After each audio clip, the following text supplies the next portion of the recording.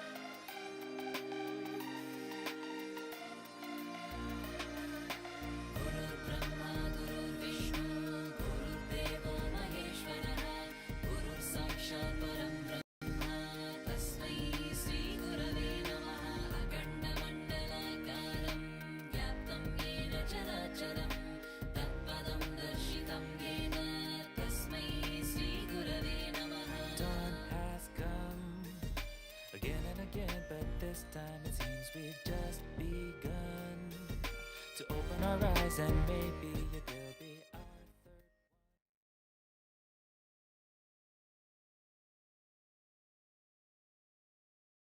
Nithyanandam, we request all the Paramashiva participants to please settle down with your head, neck and spine in a straight line. This time for us to enter into the Nityananda Yoga. Please settle down with your Panchapatram with water and Uddharini.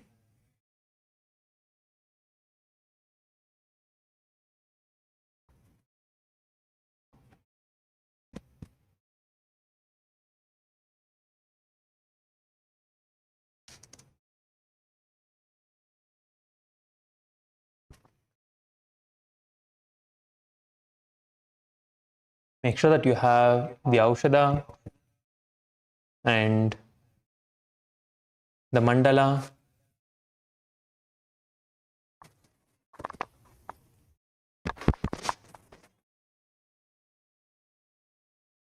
Let us get ready. Please sit straight. Bring your hands in front of your heart center in the Namaskara Mudra.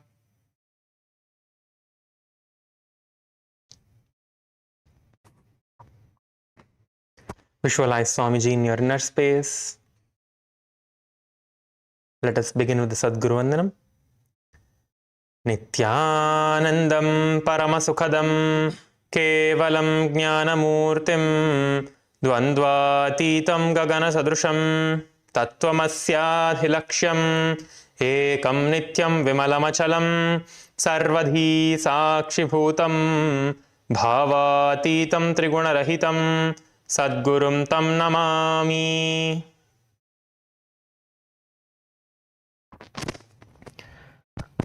Let us now chant the Shiva Mula mantra 11 times internally. Om Ham Hom Shivaya Namaha. Om Ham Hom Shivaya Namaha. Om Ham Hom Shivaya Namaha.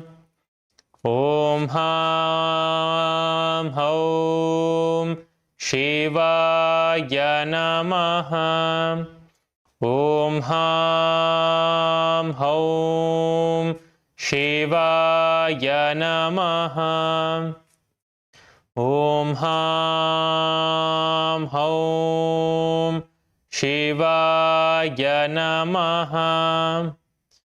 Om Ham Hom Shivaya Namaha. Om Ham Hom Shivaya Namaha.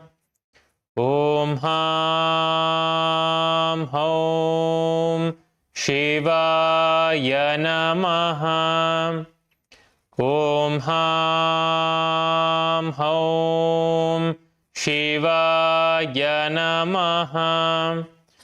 Om Ham Hom Shivaya Namaha.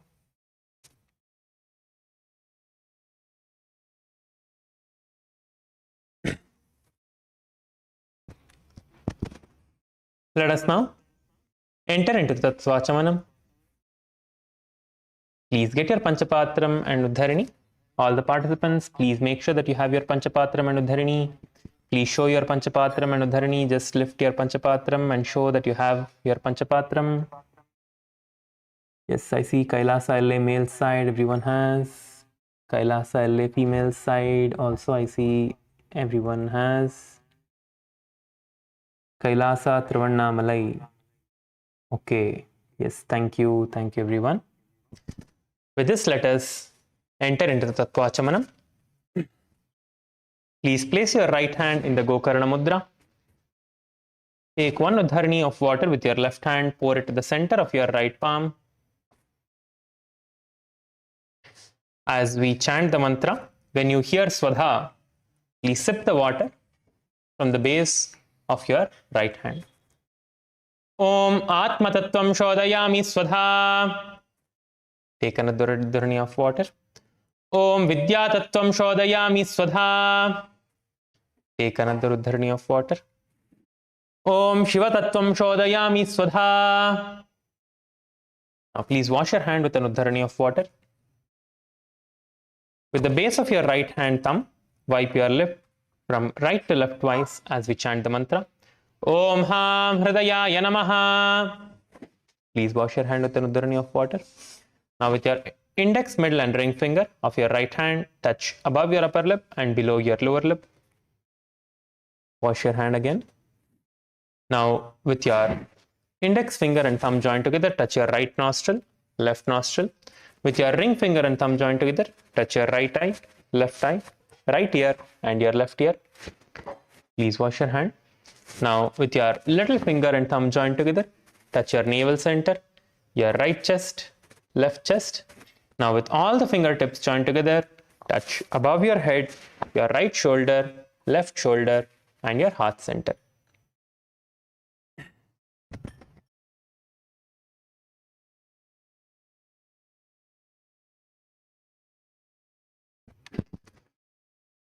With this, let us prepare ourselves to enter into the conscious resolution.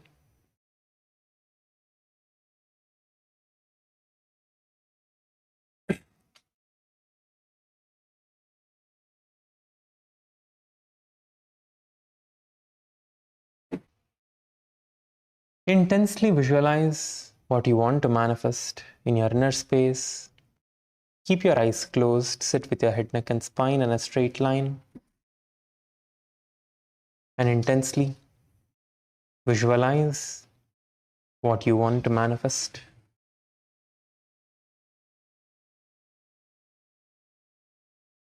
Whether you want to manifest physical health, mental health, healthy relationships,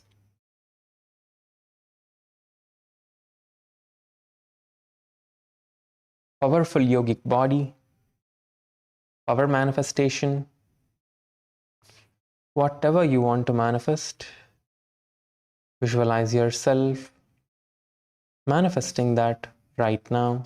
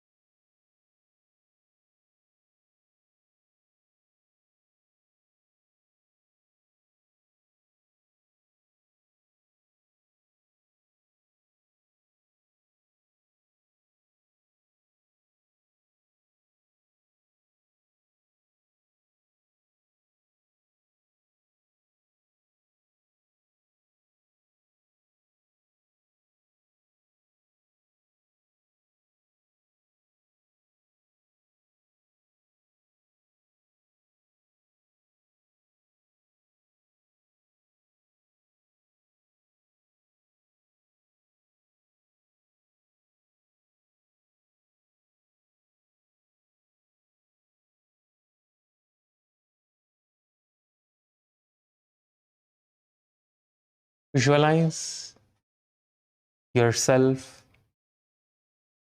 how you want to be, whether you want to manifest health, wealth, relationship. Visualize manifesting all of it now.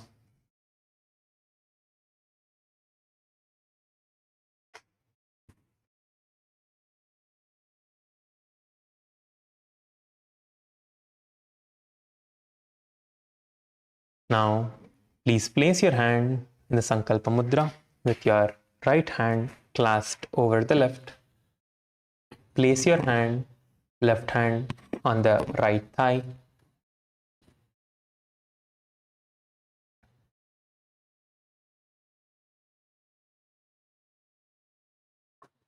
ॐ ममोपात समस्त दुरितक्षयद्वारा भगवत् श्री नित्यानंद परमशिव प्रीत्यर्थम श्री नित्यानंदेश्वरी परमशिव शक्ति समेत श्री नित्यानंदेश्वर परमशिव प्रीत्यर्थम च शुभे शोभने मुहूर्ते अद्य ब्रह्मणः द्वितीय परार्धे श्री श्वेतवराह कल्पे वैवस्वतमन्वन्तरे अष्टाविंशतितमे नित्ययुगे प्रथमे पादे जम्बूद्वीपे भारतवर्षे भरतखण्डे मेरोः दक्षिणे पार्श्वे शकाब्धे अस्मिन् वर्तमाने व्यवहारिके प्रभवादीनां षष्ट्याः संवत्सराणां मध्ये विश्वावसुनाम संवत्सरे दक्षिणायने लक्ष्मी वेंकटेश्वर ऋतु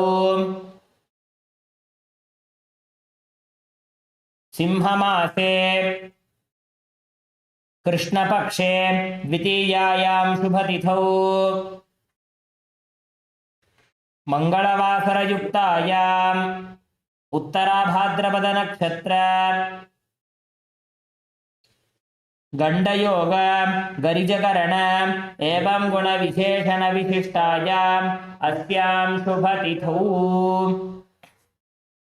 श्री कैलासोन्नत द्वादशांत श्यामला पीठारूढ़ श्री मीनाक्षी सुंदरेश्वराभिन्न स्वरूप परशिवपुत्र रत्नकुमार गुरुवन्यतुल्यावतार श्री पार्वती स्तन्यपान लब्ध दिव्य ज्ञान विस्तृत सकल निगमागम सारभूत द्राविड वेद प्रवक्त्रे श्रीमत् परमशिव करुणा समधिगत मुक्तामय चतुरश्रयाण गीयमान छत्र चामर श्री चिन्ह काहलादि समस्त बिरदावल्यलंकृत ज्ञान विज्ञान चक्रवर्ती सर्वजन संग सद्यो निर्वाण दीक्षा व्ययापवर्ग वर्ष विश्राण जीमूत परमदगलभकेसरी शैव सिद्धांत स्थापनाचार्य श्री राजाधिराज पांड्य महाराज गुरु क्षपण शाक्यादि महांधकार निवारण ज्ञान भानु वीक्षणानर्हार्ह ध्वजोच्छेदन पूर्वक श्रीमत् ऋषभध्वज स्थापक शैव समय कर्तृ सर्वज्ञ पीठारूढ़ श्री जगद्गुरु श्री ज्ञान संबंध देशिक स्वामी वागीश सुंदर माणिक्य वाचक स्वामिनाम अवतार भूत श्री ज्ञान संबंध स्वामी पुनरुद्धृत श्यामला पीठ सर्वज्ञ पीठ तृणवद्युत्तर द्विशततम गुरु महासन्निधान अरुणगिरि योगीश्वर परंपरागत अरुणाचल सर्वज्ञ पीठ गुरु महासन्निधान कैलास परंपरागत कांची कैलास सर्वज्ञ पीठ त्रयस्त्रिंशदुत्तर द्विशततम गुरु महासन्निधान नित्योत्सव नित्य मंगल नित्य कल्याण नित्य रचित कैलास परंपरागत आदि कैलास नित्यानंद पीठ महासंस्थान महासिंहासन पीठ कर्त्रे साक्षात् श्री परमशिव समुद्भूत कैलास परंपरागत वैवस्वतमनु इक्ष्वाकु हरिश्चंद्र भगीरथ श्रीरामचंद्र शूरसेन इत्यादि अनवच्छिन्न सार्वभौम चक्रवर्ती परंपरागत चतुष्षष्टि योगिनी मंडित चतुष्षष्टि संप्रदाय प्रवर्तक मनुधर्म शासन सूर्यवंश प्राप्त सर्वज्ञ पीठ सुरांगी साम्राज्य मूर्धाभिषिक्त चूड़ामणि साक्षात् श्री परमशिव समुद्भूत कपिल महागुरु पुनरुद्धृत महानिर्वाणी पीठ अष्टोत्तर सहस्र श्री महामंडलेश्वर साक्षात् श्री परमशिव समुद्भूत श्री महागणपति समारंभ अनवच्छिन्न पीठाधीश्वर गुरु परंपरा प्राप्त अटल पीठ अष्टोत्तर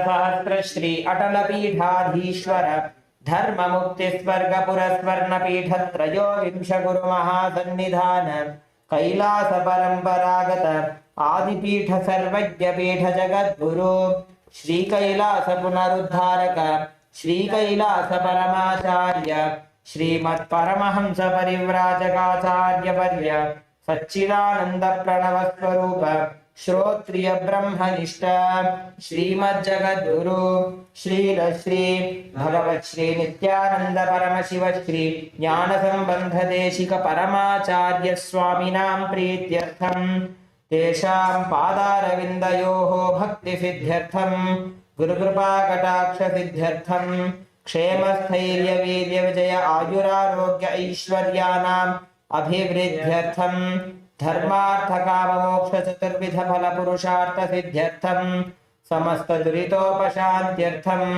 समस्त मंगलावाप्त्यर्थं भगवत् श्री नित्यानंद परमशिव प्रसादेन सकुटुम्बस्य ज्ञान वैराग्य जीवन मुक्ति प्राप्त्यर्थं पूर्ण आरोग्य युक्त दृढ़गात्र योगिक शरीर सिद्ध्यर्थं परमशिव शक्ति आविष्करणार्थं नित्यानंद योगाभ्यासं करिष्ये। Please wash your hand with the Uddharani of water. Om apaupasprisya. Let us place our Panchapatram and Uddharani aside and stand up on our yoga mats. Please stand up. Requesting all of you to please stand up.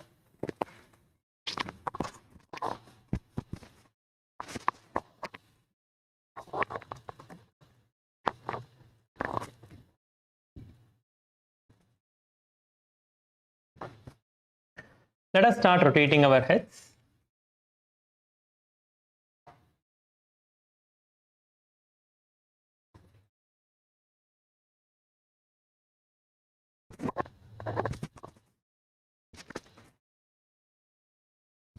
Please start rotating your head.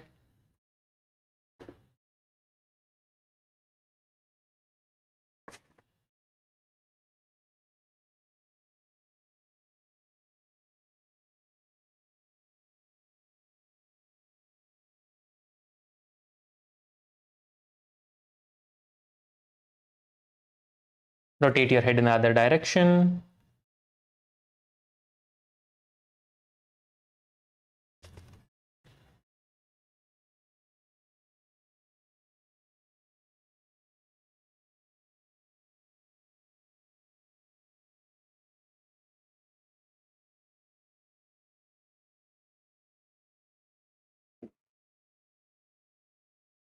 Now interlace your fingers behind your head and gently press your head forward and press your head backwards.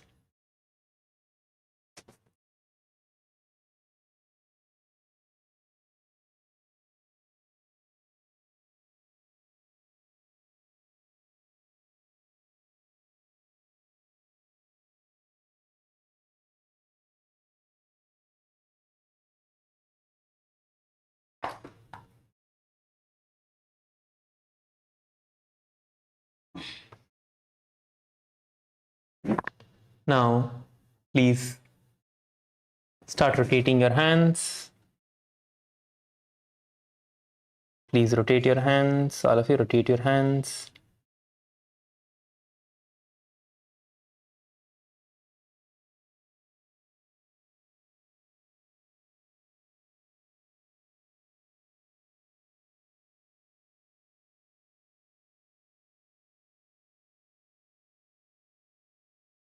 Rotate your hand in the other direction.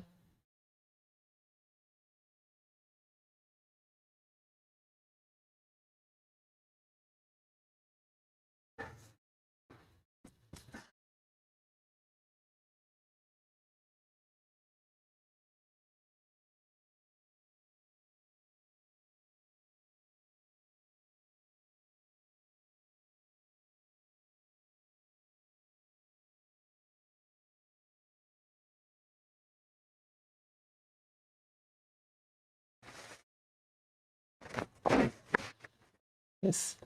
Now, rotate your shoulders, placing your hand on your shoulders. Please rotate.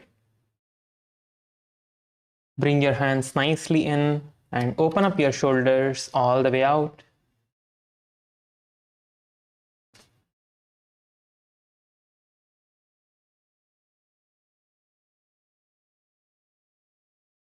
Nicely open up your shoulders.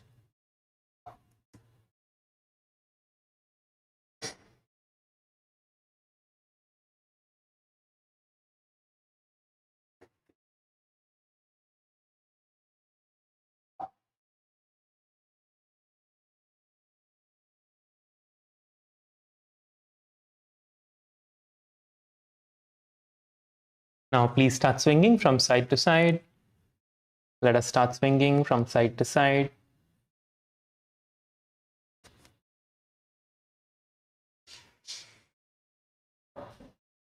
Please swing to the right and swing to the left. Please keep swinging.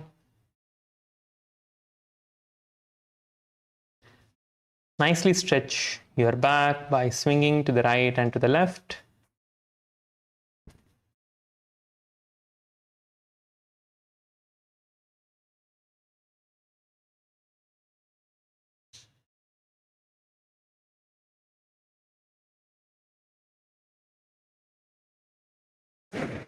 Now you can relax. Have a slight gap between your legs. Bend forward and down. Touch the ground in front of you. Try to get your hands onto the ground in front and behind you. Nicely stretch yourself, go up and down. Go up and go down.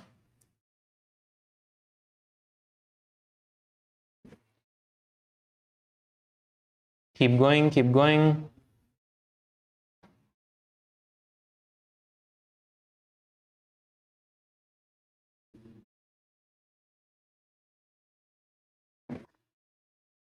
Go up and go down. Keep going.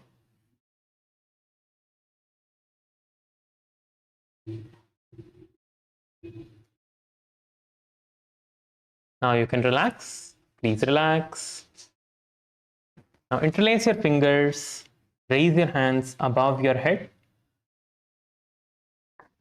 Stretch yourself as high as you can. Nicely push yourself up. Stretch yourself up. Pushing your upper back. Stretch your body towards the roof. Nicely push yourself up.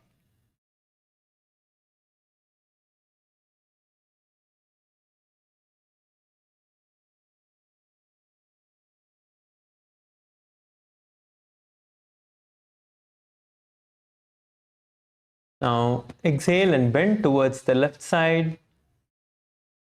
And again inhale, coming back up, going and bending towards the other side. And repeat this.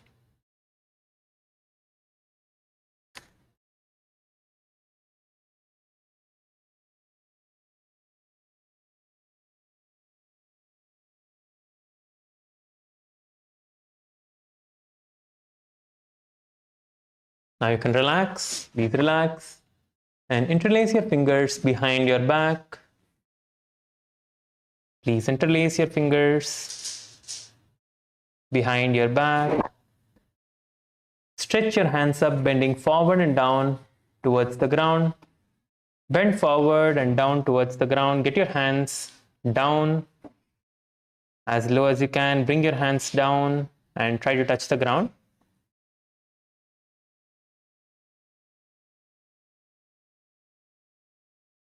Bend forward and down.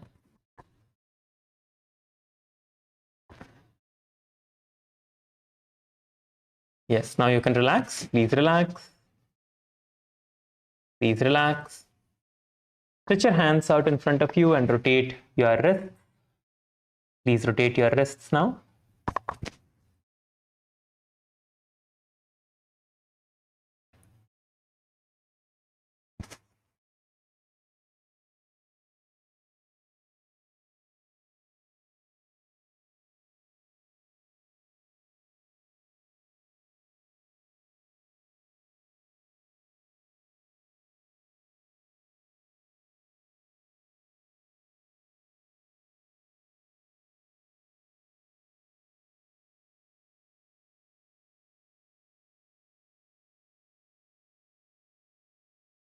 Now stretch your hands out, pulling your fingers towards yourself and stretching your wrists nicely.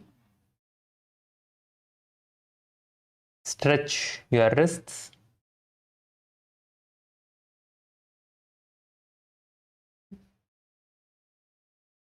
Nicely stretch your wrists on both the sides. Switch your hands and do it on the other hand.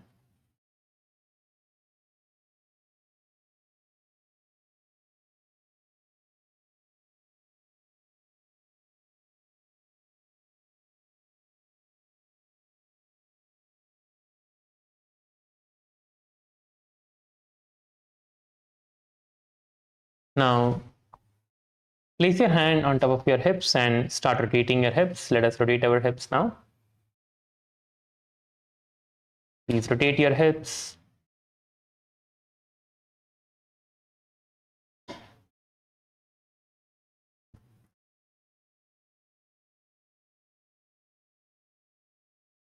Rotate your hip in the other direction.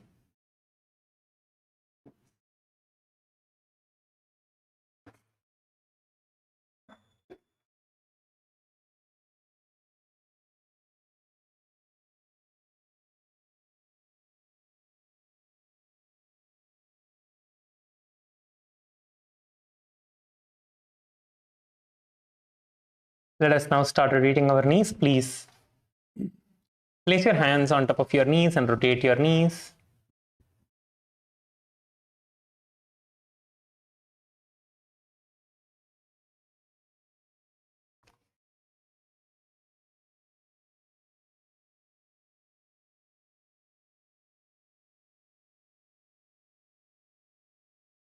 Rotate on the other direction.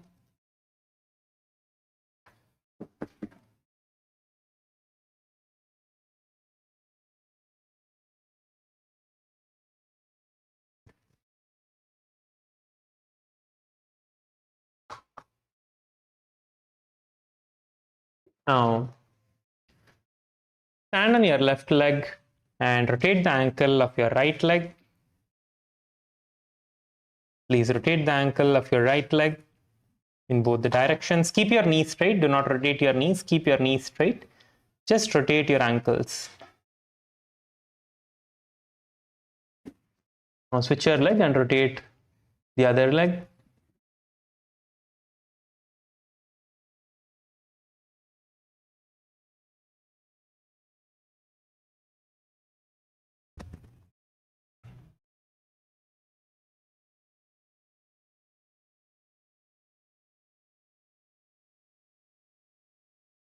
Now you can relax.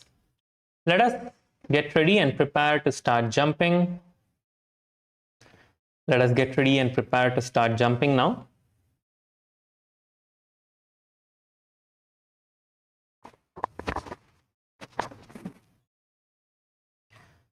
All of you, please start jumping on the count of 3. 3, 2, 1, start. Let's all start. Let's all start jumping. Please start jumping. Please jump, jump, jump. Please start jumping. Jump as high as you can. Keep jumping, keep jumping. Jump, jump, jump nicely, jump nicely. Keep going, keep going.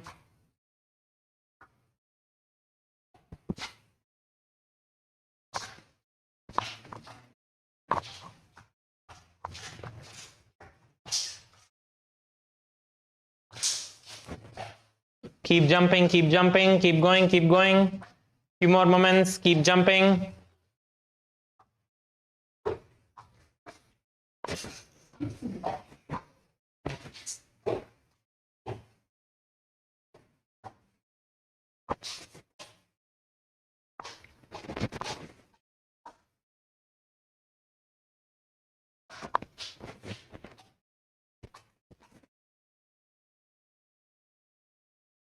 Keep jumping, keep going.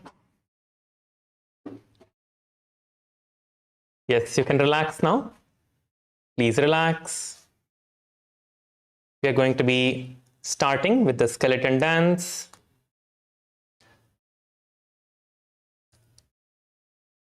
Please get ready.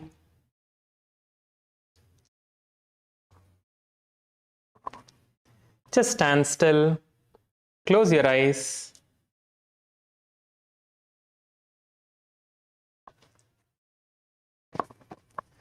Visualize Swamiji in your inner space and visualize your entire body as a skeleton now. There are no muscles, no skin, just pure bones. Visualize your body as just pure bones, nothing else other than bones.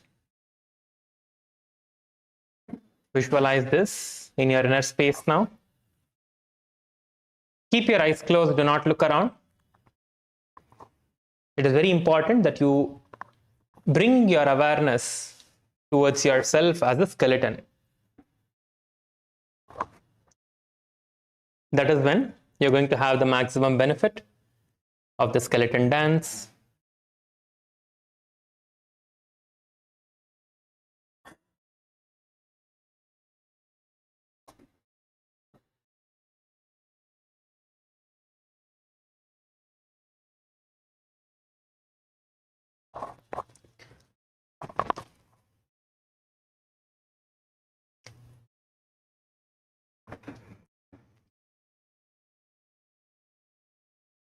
Let us now start moving our body in the skeleton dance. Please start moving. Please start shaking your body. Please start moving. Please start moving your body. Please start moving your hands, moving your legs. Please start moving your entire body. Please start. Please keep shaking. Please shake, shake, shake. Shake your entire body. Let's be very intense and move our entire body and perform the skeleton dance. Intensely move your body. Let's perform the skeleton dance. Keep shaking, move your body, keep going, Be intense, move your body intensely. Keep shaking your body, shake your hands, shake your legs, shake your hips, shake your entire body. Be very intense and perform the skeleton dance.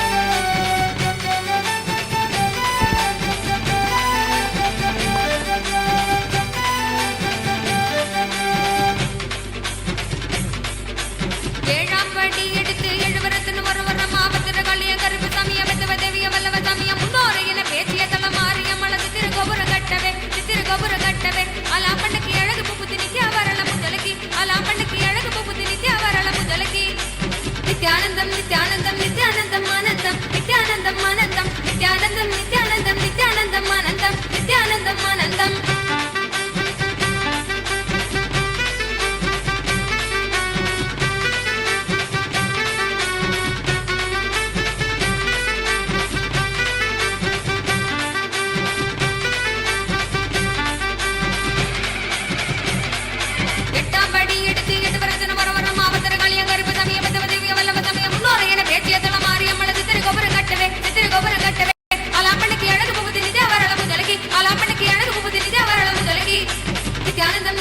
Keep going, keep moving. Shake your body intensely. Keep shaking. We have a few more minutes. Keep going. Intensely move your body.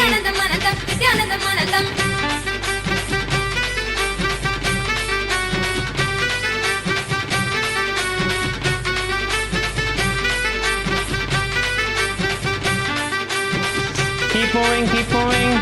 Intense, be intense. Last few seconds. Move faster.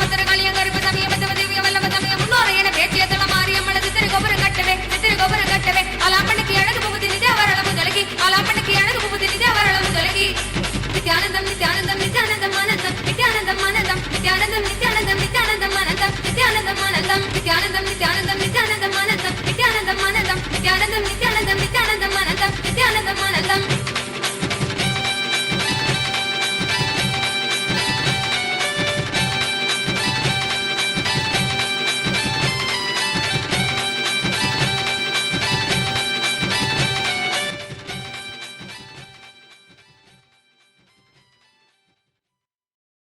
Just stand still. Let us just stand still. Don't adjust yourself. Don't do anything now. Just stand still.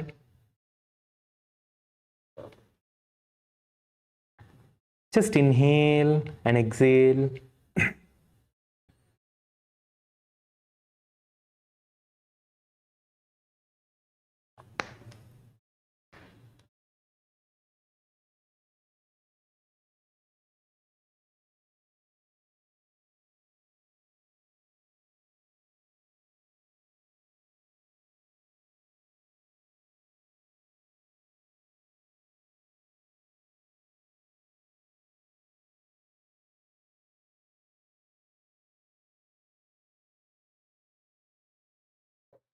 Bring your awareness towards your breath.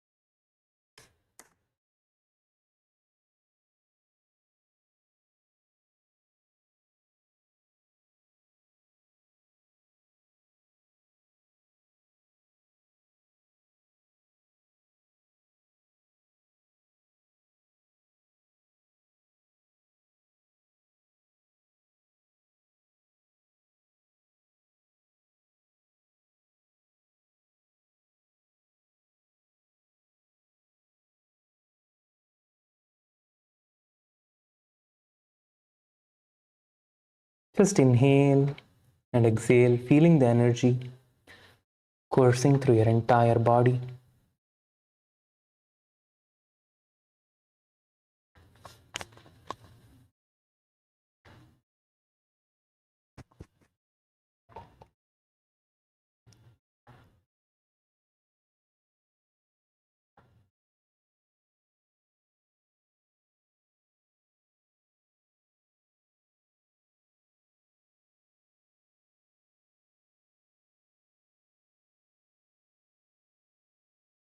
Unclutch from all the other thoughts.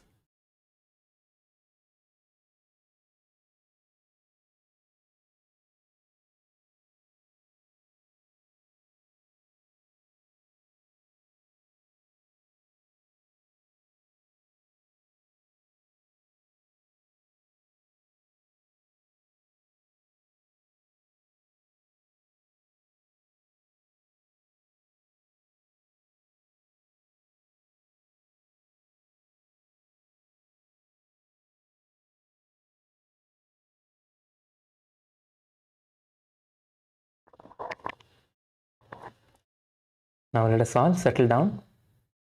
Please settle down and sit on your yoga mats. You can adjust yourself and settle down on your yoga mats. Please settle down. So today we are going to be entering into the Dvitiya Vinyasa Krama. So all of us have completed the Prathama Vinyasa Krama, which is the 108 asana sequence, which is part of the entire Sakala Vinyasa Krama, the Prathama, Dvitiya and the Tritiya, the first, second and the third. Now let us get ready to perform the Dvitiya Vinyasa Krama, the second sequence of asanas, the 308 asana sequence. So in this, you will be seeing a little bit more advanced level asanas, and we will be entering into the next level of yoga actually.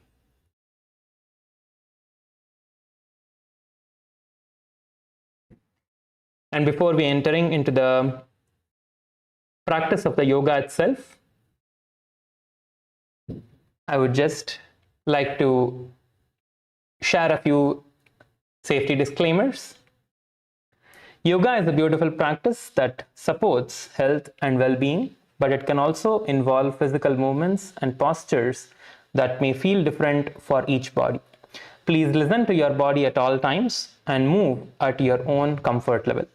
If you have any medical condition, including but not limited to heart conditions, high or low blood pressure, recent surgery, injury, or if you are pregnant, a senior citizen, or under medical care, please consult your physician before engaging in this or any exercise program. By joining today, you acknowledge that you are choosing to participate at your own pace and responsibility. The organizers and instructors will lovingly guide you, but cannot be held responsible for any discomfort or injury. With this, let us enter into the Dvitiya Vinyasa Krama. The first asana for today in the Dvitiya Vinyasa Krama is the Yathasanishthasana. In the Yathasanishthasana, you are going to just sit in any comfortable position that you are, whether it is with stretched, whether it is with legs stretched out, or with your legs crossed. Wherever you're comfortable, sit in that comfortable position. That is Yathasanishthasana. It can be any posture. However you feel that you are most comfortable when you are seated, sit in that position, where you can sit for any number of hours. Sit in that kind of a position.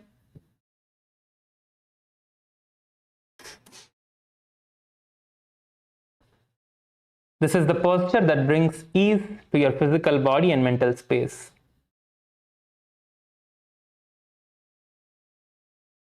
And place your hand in the Bindu Mudra with your index finger and thumbs joined together. In any posture that you are in, just place your hand in the Bindu Mudra. Keep your eyes closed. Visualize Swamiji in your inner space.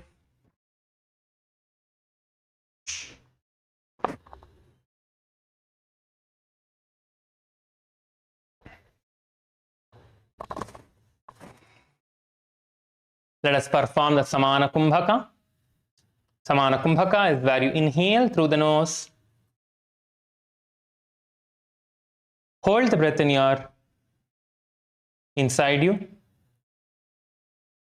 Visualizing intense fire burning in your stomach.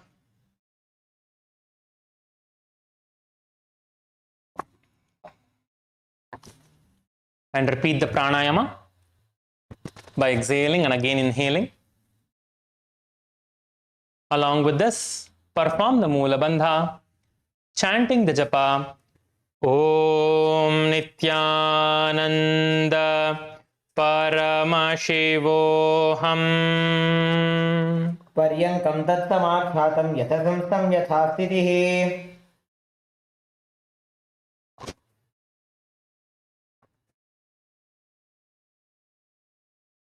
Let us move on to the next asana now, which is the Samasana. In the Samasana, you're going to sit in a cross-legged position with your hands in the Bindu Mudra. Just sit in a cross-legged position with your hand in the Bindu Mudra, placed on top of your knees, and take deep inhalations. Hold your breath. Visualize the fire in your stomach and exhale slowly.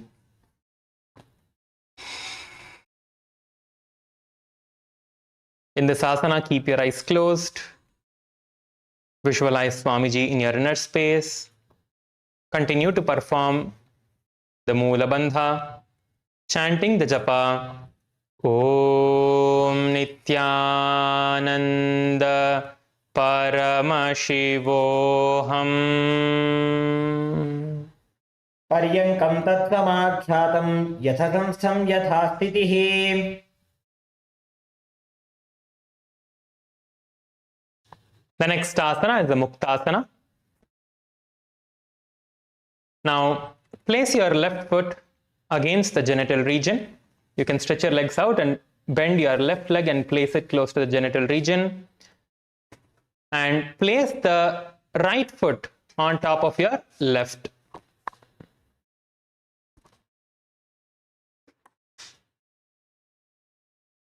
Now, place your hands on top of your knees, facing downwards. Keep your gaze towards the nose.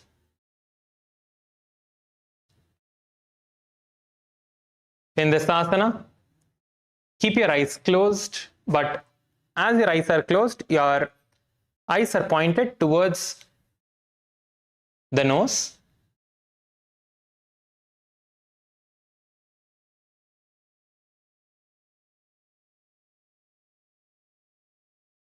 Unclutch from all the thoughts. Visualize yourself as a sage being liberated by Swamiji.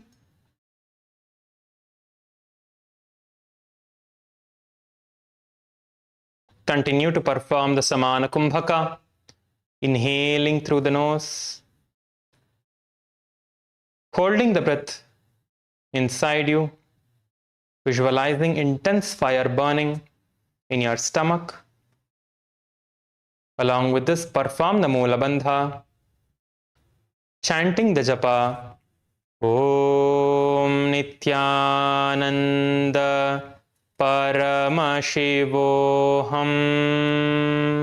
निपीड्य सीविनीं सूक्ष्मां दक्षिणेतरगुल्फतः वामम्याम्येन गुल्फेन मुक्तासनमिदं भवेत्.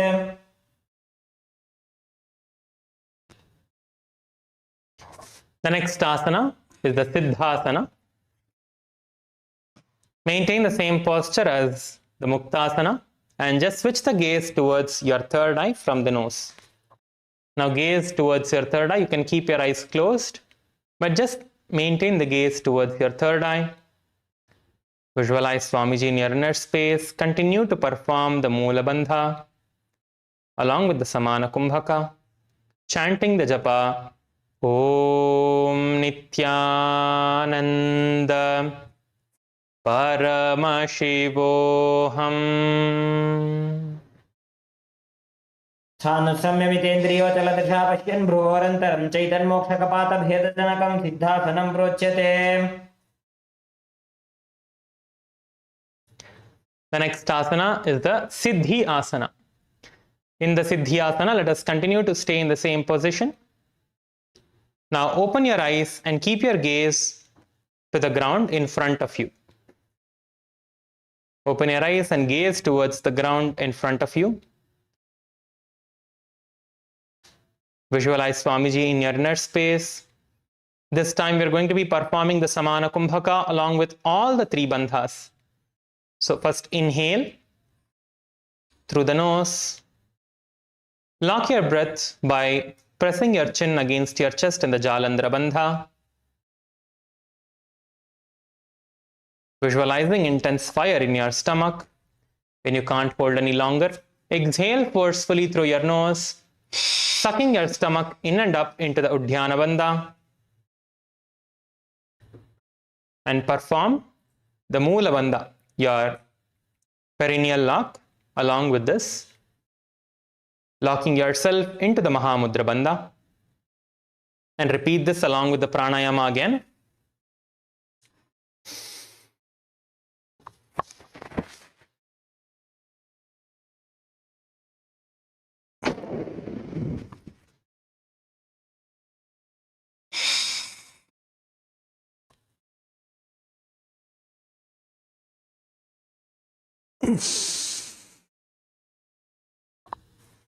As you are performing this asana, chant the japa, Om Nithyananda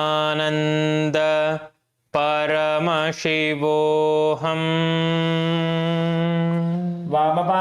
वामपादके एडी जानो सीवनिमधितासकोठानो दक्षिपादकी AD Joji मेढमधि लगावे सोई. The next asana is the Rudrasana too. Let your legs be in the same position. Now rotate your hands into the Bindu Mudra and place on top of your knees. Switch your gaze towards your third eye. Visualize yourself as Lord Rudra, the fierce dimension of Paramashiva. Continue to perform the Samana Kumbhaka along with the Mula Bandha. You are only performing the Mula Bandha now, not the Mahamudra Bandha. Just the perineal lock, locking and contracting the entire perineum region. pulling all the organs inwards. Chant the japa Om Nityananda Paramashivoham. वामचरण परिदक्षिण राखे एक जुगति ऐसे विधि दाखे. Now from the same position, just switch your gaze towards your nose.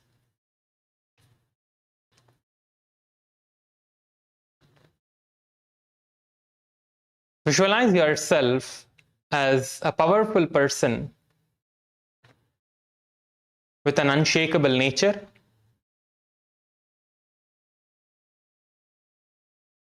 Continue to perform the Samana Kumbhaka, Mula Bandha, and chant the japa Om Nityananda Paramashivoham. आसन की गुण मन की जन जलता मीटे.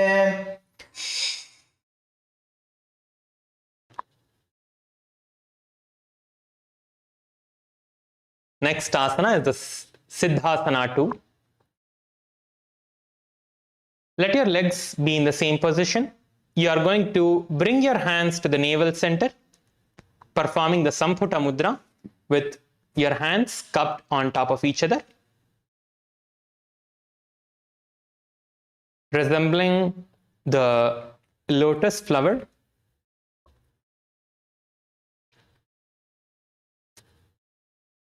Visualize Swamiji in your inner space. Keep your eyes closed. Continue to perform the Samana Kumbhaka along with the Mula Bandha, chanting the japa Om Nityananda Paramashivoham.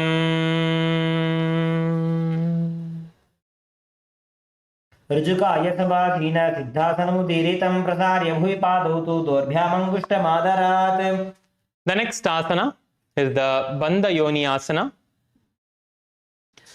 So in the Bandha Yoni Asana, you're going to perform a very powerful mudra. So with your legs, let your legs be in the same position. Now let us perform the Shanmukhi Mudra. So we'll show you how to perform the Shanmukhi Mudra first. With your little fingers, you're going to place it below your bottom lips. Your ring finger is going to be placed above your upper lip. Your middle finger, you are going to place it on your nostrils. Your index fingers are over your eyes, and your thumbs are on top of your ears. So you are going to inhale in this and lock your breath and all the senses. This is the Shanmukhi Mudra. As you are performing this asana, visualize that your sankalpa that you created at the beginning of the yoga is manifesting right now. Intensely visualize the manifestation happening. When you can't hold any longer, just exhale and again repeat the pranayama by inhaling and locking your nose, eyes, ears, and mouth.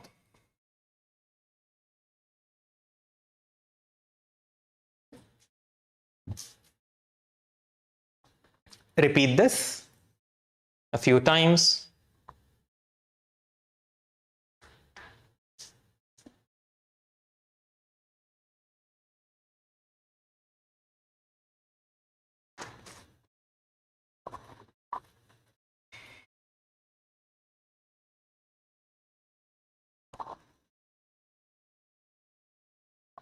Along with this, perform the Mula Bandha, chanting the japa Om Nityananda Paramashivoham.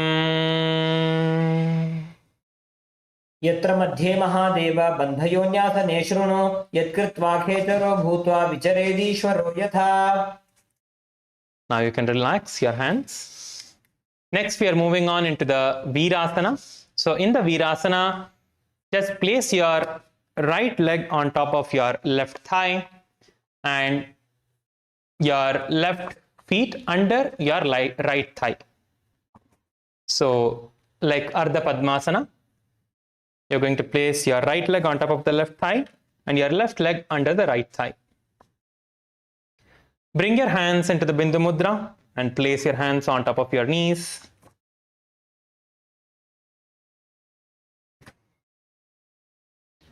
Keep your eyes closed. Embody the space of bravery, visualizing yourself as a brave person. Continue to perform the Samana Kumbhaka, Mula Bandha, chanting the japa, Om Nithyananda Paramashivoham. एकं पादमध्ये कस्मिन् विन्यस्योरुणि संस्थितः इतरस्मिन् सता चोरुन् वीरासनमुदीरितम्.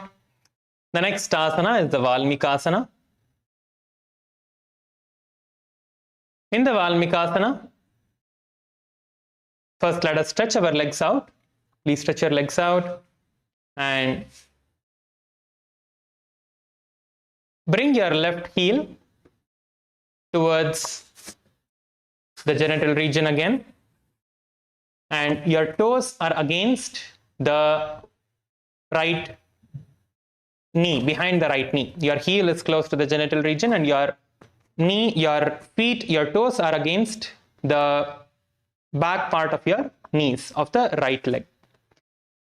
From here, place your right foot on top of the left,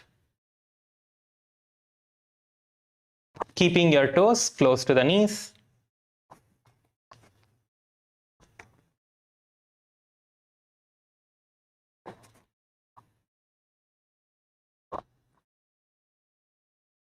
Place your hands in the Bindu Mudra on top of your respective knees. Keep your gaze to the third eye. Visualize the great sage Valmiki, who is the author of Ramayana. Continue to perform the Samana Kumbhaka, Mula Bandha, chanting the japa, Om Nithyananda Paramashivoham.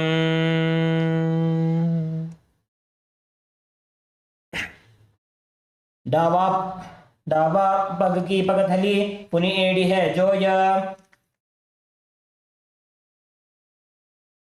The next asana is the Joni Mudrasana. In the Joni Mudrasana, keep the legs in the same position. Switch your gaze towards the nose.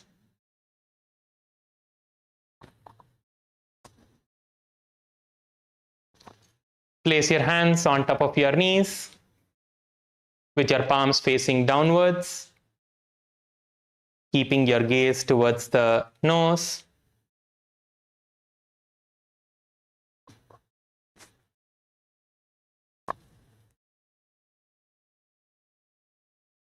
Visualize the Yoni Mandala representing Goddess Shakti, who is the source of all creation.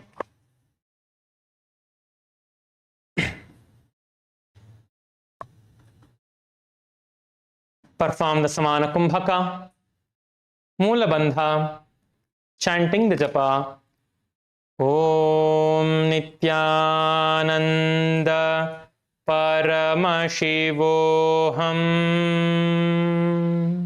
वामपाद की पगथली जाहि माहिली core.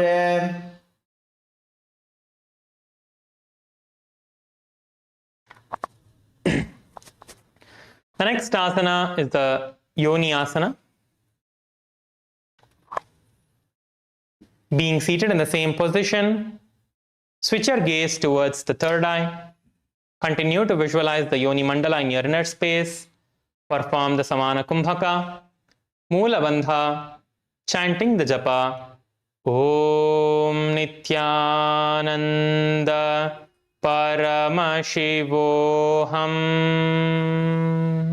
योऽन्यासनं पर्वतेन योगं योगफले निलं तत्कालफललं तावत् खेचरो यावदेव हि. The next asana is the Bhadrasana 3. Now let us bring our feet together in front of us. Bring your feet together. Bring the soles of your feet together.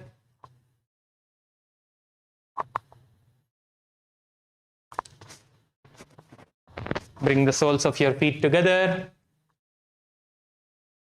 Hold your feet with both the hands.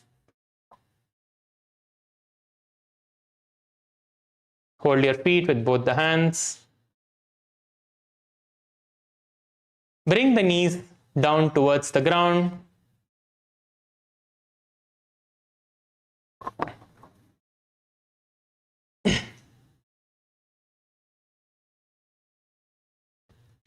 Keep your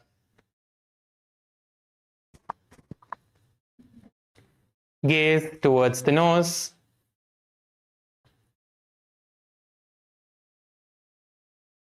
Visualize Lord Veerabhadra in your inner space.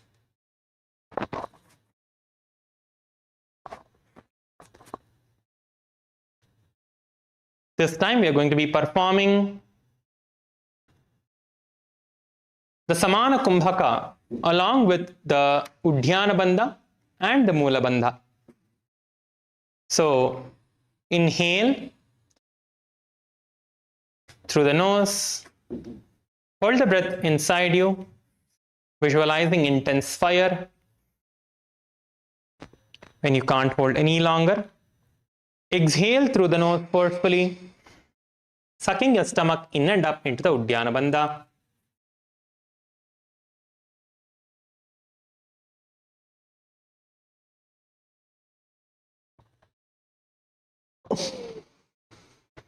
And repeat the pranayama along with the bandha.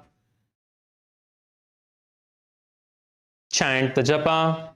Om Nithyananda Paramashivoham.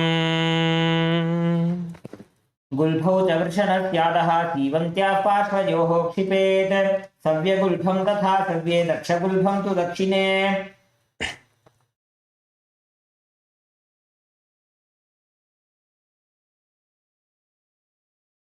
Next asana, we are going to be performing the Aghora asana. So in the same position, place your left hand on top of your left knee.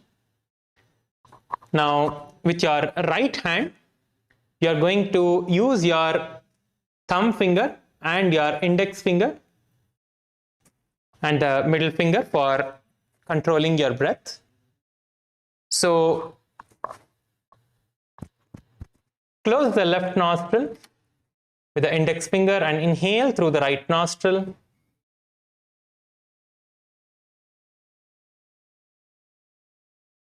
Close both nostrils. Hold your breath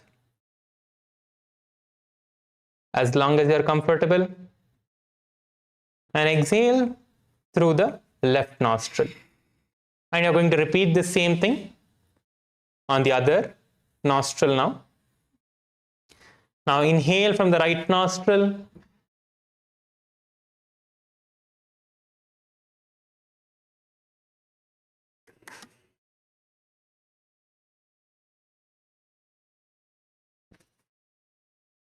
Repeat the pranayama. As you are performing this pranayama, you are going to perform the Kechari Mudra. Kechari Mudra is where you bend your tongue and place it back of your throat, trying to reach back of your throat as much as you can.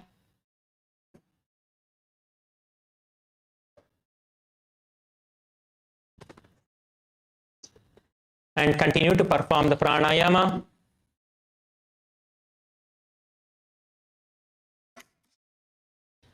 Keeping your gaze towards the third eye. Visualize yourself as an Aghori in your inner space,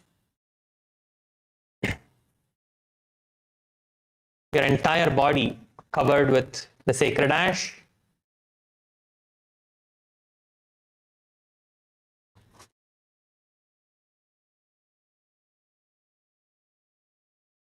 This pranayama that you are performing now is called the Abhyantara Kumbhaka.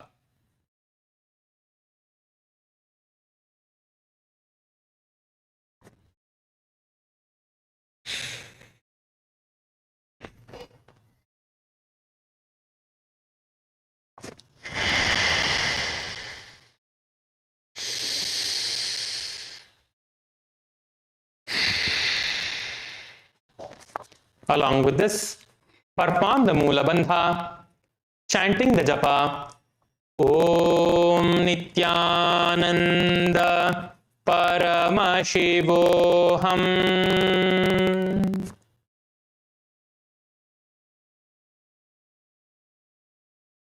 पूर्व कहो भिश्रिका जोगी वाही विधि जो कीजे सोई. The next asana we are going to be performing is the Kaneri Pavasana. In the Kaneri Pavasana, you are going to bring your feet closer to yourself, a little bit in front of your perineum, and your toes are together with your heels slightly apart. Now place your elbows on top of your heels. Place your elbows on top of your heels and rest your chin on top of your palms.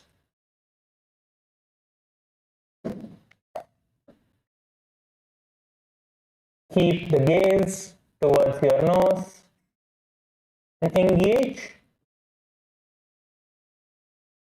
in the Udhyana Bandha. We will perform this step by step. Keep your gaze towards the nose. Visualize yourself as an elephant drinking water. Perform the Rechaka Kumbhaka. Rechaka Kumbhaka is where you inhale and exhale through the nose. So the focus is on the exhalation. Once you have inhaled completely, exhale through the nose. Hold your breath comfortably in the exhaled state and suck your stomach in and up into the Udhyana Bandha and perform the Mula Bandha along with the Udhyana Bandha.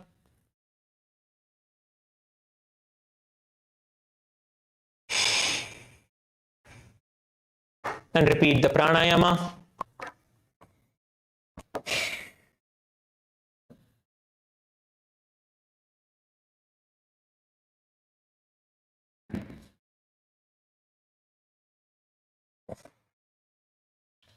As you are performing this asana, chant the japa Om Nityananda Paramashivoham. ग्वाली पाव आसन कख्यो है जैसे Yahoo में जाने विधि तैसे. The next asana is the Parasana. Now all of you can lift your knees up. Just bring your knees together again up. And from here, you are going to scoop your hands under your knees, under the gap between your knees. And you are going to interlock your fingers in front like this. Lift your legs up and interlock your fingers above your feet in front like this and hold in this position.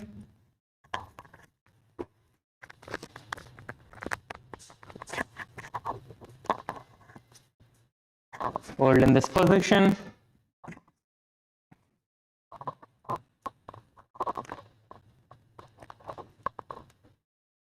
Keep your gaze towards your nose. When you interlace your fingers like this, it is called the Parashu Mudra. Visualize Swamiji in your inner space. Perform the Rechaka Kumbhaka, exhaling through the nose, holding your breath in the exhale state for as long as you are comfortable. And then again inhaling. Along with this, perform the Mula Bandha, chanting the japa Om Nityananda Paramashivoham. दोबू कर की अंगूरी जोबो वतशा आनी लगावे सोबो शादी पूजा one की जू करे त्रिकुटी दृष्टि अचल करि धरे. Next, we are going to be performing the Gopi Chandasana. In the Gopi Chandasana, you are again going to hold on to your feet. This time, please move your Kantamala and the Rudrakshamala to the side so Swamiji's dollar doesn't touch your feet. So your feet doesn't touch Swamiji's dollar. And you are going to now interlace your fingers around your toes. And you are going to lift your heels towards the chest and try to bring your heels towards the chest and touch your heels towards your chest under your chin. Try to pull your feet and touch it towards your chest.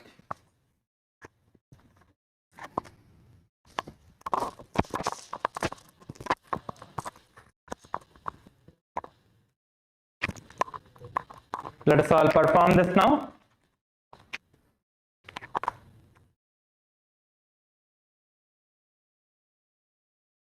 Hold in this asana. Lift as much as you can. If you just can lift your legs off the ground, that is okay.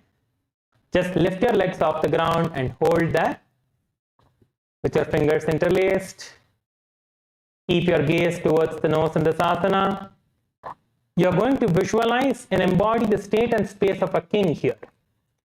Visualize that you are a king in this asana.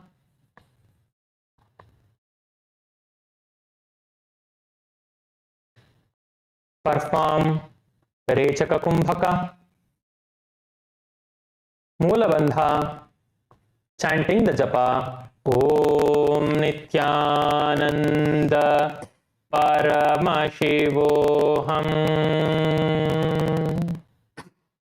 पूर्व विधिपका का अंगूठा कंठ को पराशे. Now, you are going to again bring your hands under your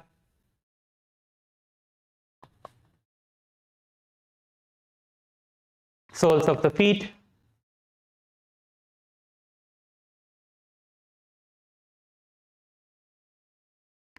And from here, you are going to interlock your fingers and pull your feet towards the chest and place your toes under your chin. Place your toes under your chin.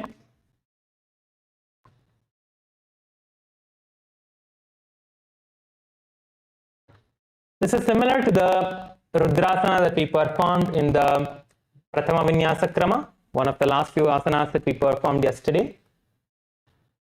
Hold in this position. Keep your gaze towards your nose. Visualize that your body is free from any defects. You are completely healed. Perform the Rechaka Kumbhaka, Mula Bandha, chanting the japa Om Nithyananda Paramashivoham. दोबु पगथली संपुट ठाने उभय हस्त करी उरत हिताने अंगुष्ट दोबु तुम टहरावे चुबक नीचे ताही लगावे. The next asana we are going to be performing is the Vishishtasana. So in the Vishishtasana, you are going to again, okay, I think we can just stretch our legs for a few moments. So all of you, please stretch your legs for a few moments. So you can relax. Just stretch your legs out for a few moments, relax your feet. Stretch your legs out and relax your feet.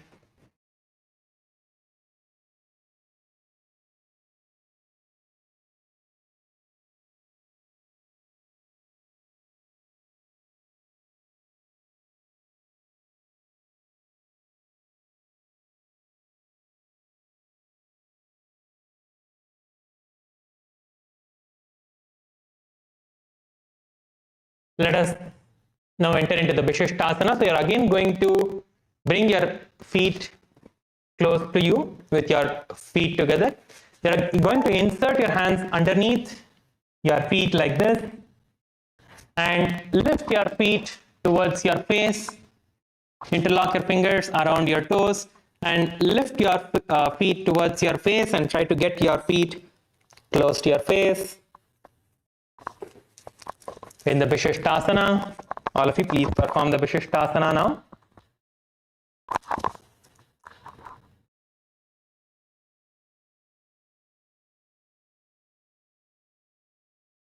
Try to pull your feet towards your face in this asana.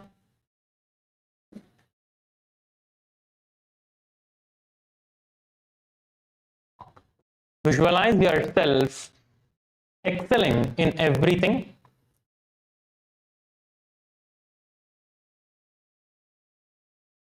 Visualize yourself excelling in everything.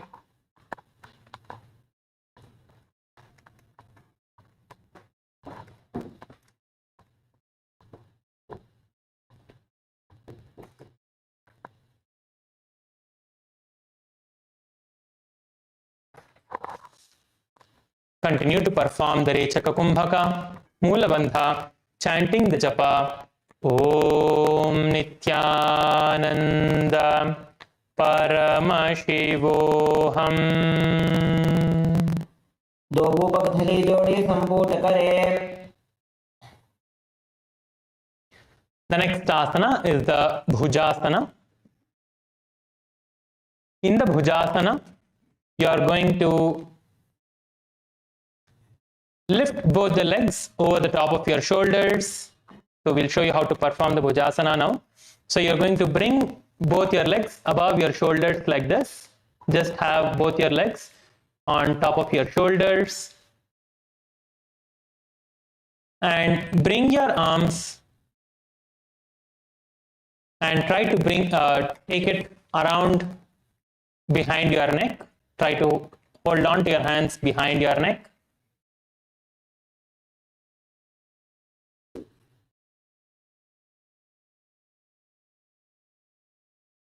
If you are able to just lift one leg up, that is also okay. Just hold with one leg up and one leg down, that is also fine. If you're not able to bring both your legs up, just try to get one leg on top of your hand or on top of your shoulder and hold there.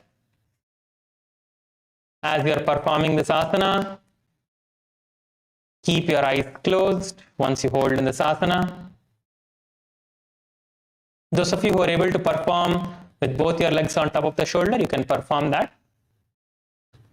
The easier variation is only when you are really not able to do the full asana. If you can, push yourself to do the full asana.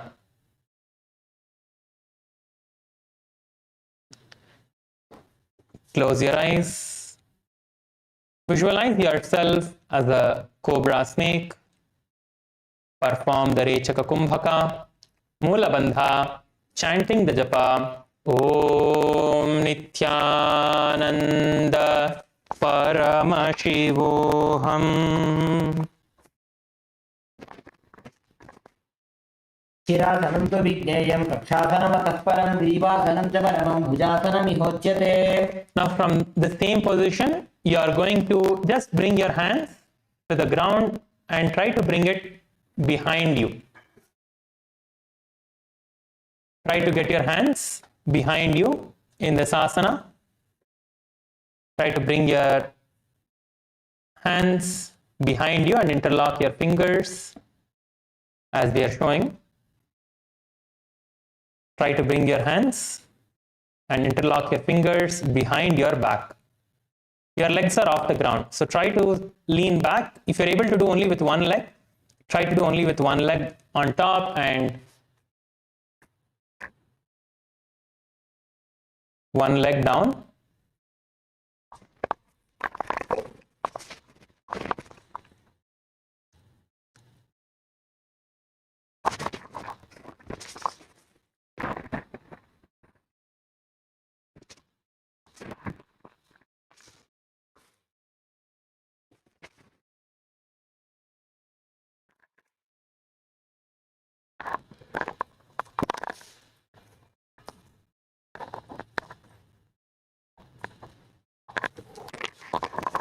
As you are in the asana, keep your gaze towards the nose. I see some of you are able to do it. That's really good.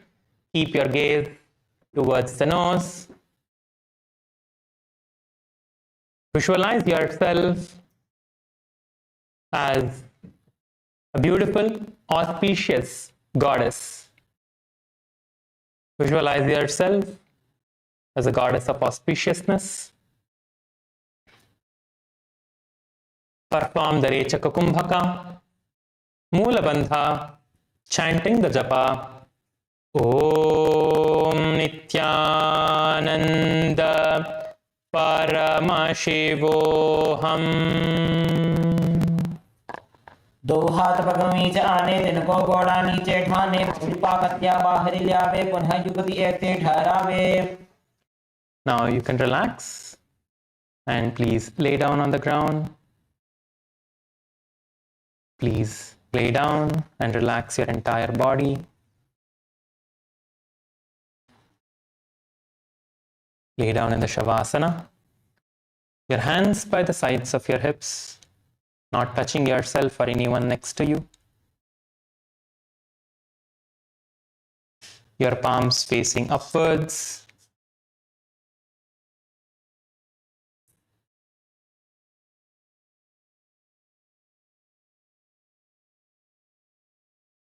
Visualize that the Kundalini Shakti is raising from the base of your spine to the crown of your head.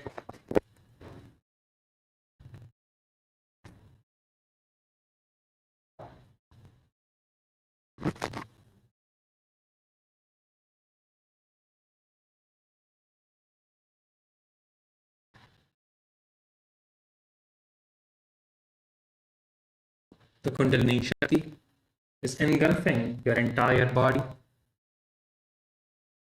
and the Supreme Pontiff of Hinduism, Bhagavan Sri Nityananda Paramashivham, is liberating you. And just relax.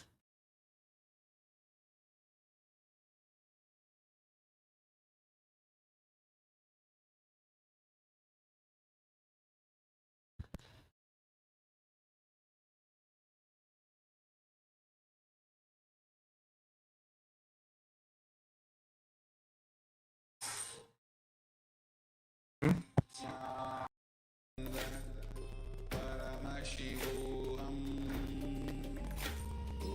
Om Nityananda Paramashivoham. Om Nityananda Paramashivoham. Om Nityananda Paramashivoham. Om Nityananda Paramashivoham. Om Nityananda Paramashivoham. Om Nityananda Paramashivoham. Om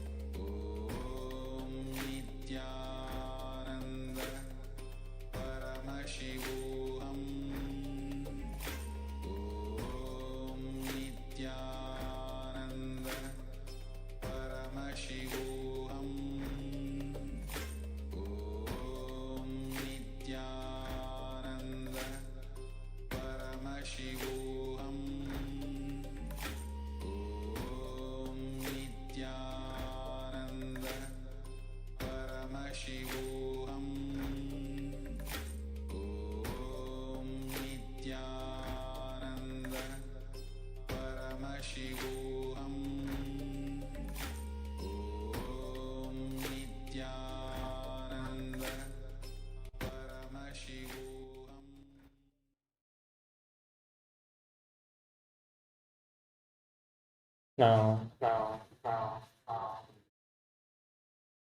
Please start moving your hands, moving your legs, moving your fingers. Pull your knee towards your chest and rock yourself from side to side.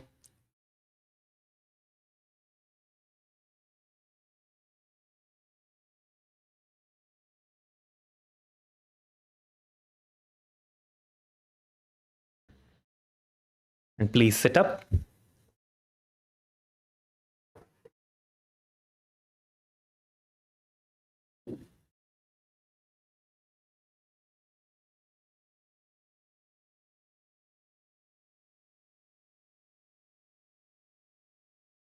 So today we're going to be taking a few questions from all the participants. Yesterday, some of you had questions. We couldn't answer all of your questions due to time constraint. So we have a few more minutes. So any of you who have any questions, all of you can come up and you can ask your questions in the mic. Hall volunteers, please help the participants to ask their questions. Kailasa LA female body side, one participant is trying to ask the questions. If the hall volunteers could please assist.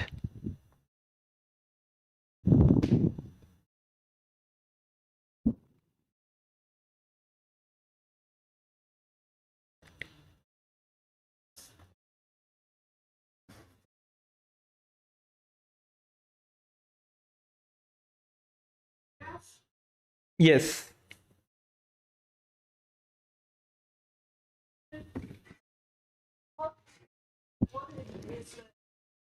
To lock the banner, during your inhale or before your inhale or after your inhale? So it depends on which bandha it is, ma. So I'll explain all the three bandhas. So when you're performing the Jalandhara bandha, the throat lock, that is the first bandha. In the Mahamudra bandha, this is the first one where you first inhale and then lock the bandha. Means lock your breath inside you with tucking your chin to the chest. This is the first one. Okay. And you will only inhale and perform this. This has to be performed after inhalation. And the second bandha is the, are you understanding, ma? Are you able to catch what I'm saying?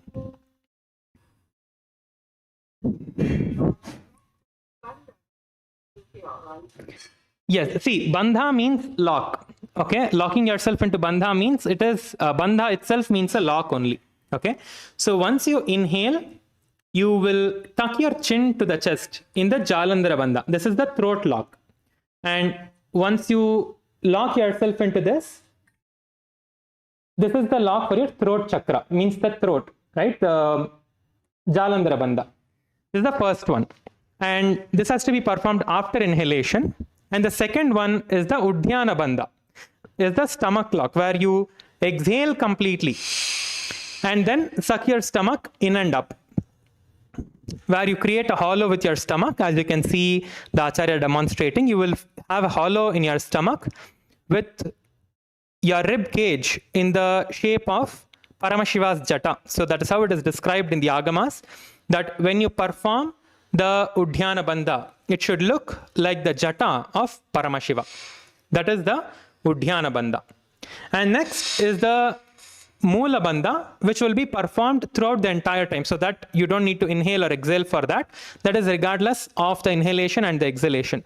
Moola bandha is performed in almost all the asanas, which is a perineal lock, contracting your perineal regions and all the organs and pulling them inwards. That is the Moola bandha. So you will perform the Moola bandha in almost all the asanas, which is not, so it does not matter if you inhale or exhale, you will continue to perform the bandha throughout the entire asana. Whenever you're performing an asana, you will be performing the Moola bandha. Are you understanding now, ma?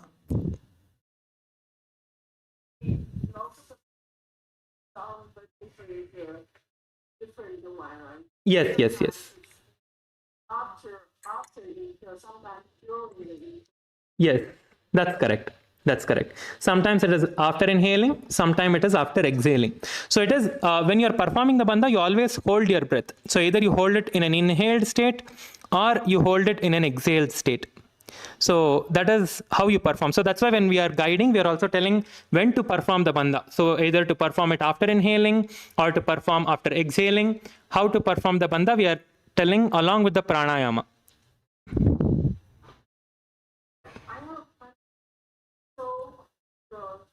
When you put your stomach all open, that I cannot do that. Is that because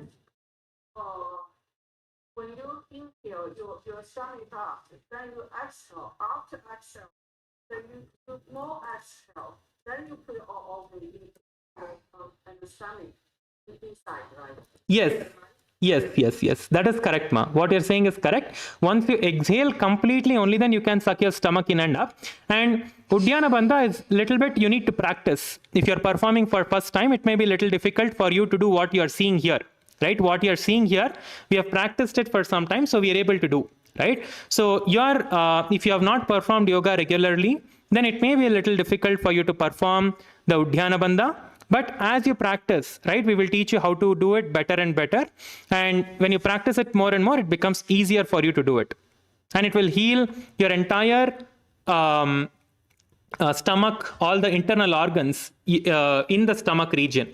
Whatever organs are there inside, you will become more and more healthy when you perform the Uddiyana Bandha specifically, which is one of the most powerful bandhas.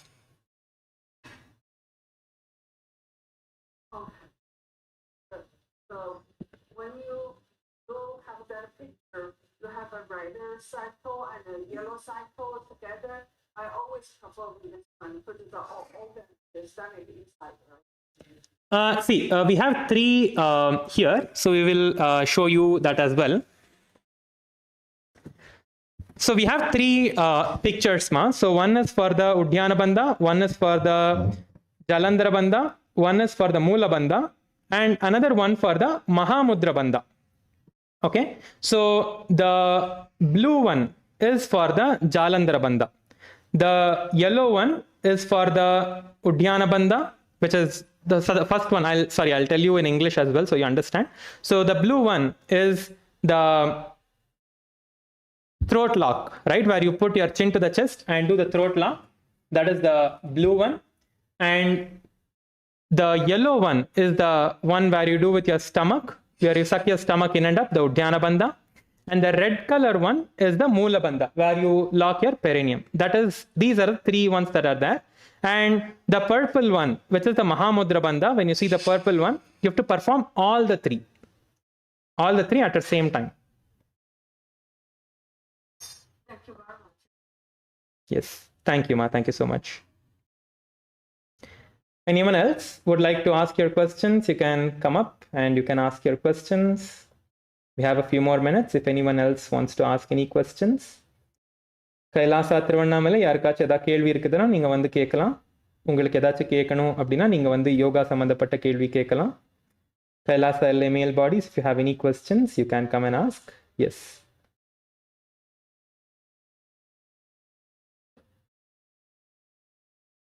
Kailasa Tiruvannamalai ஐயா நீங்க unmute பண்ணணும். So Kailasa Tiruvannamalai, someone please help ஐயா to unmute it so ஐயா can ask the question. Meanwhile in Kailasa LA ma, you can go ahead, ma.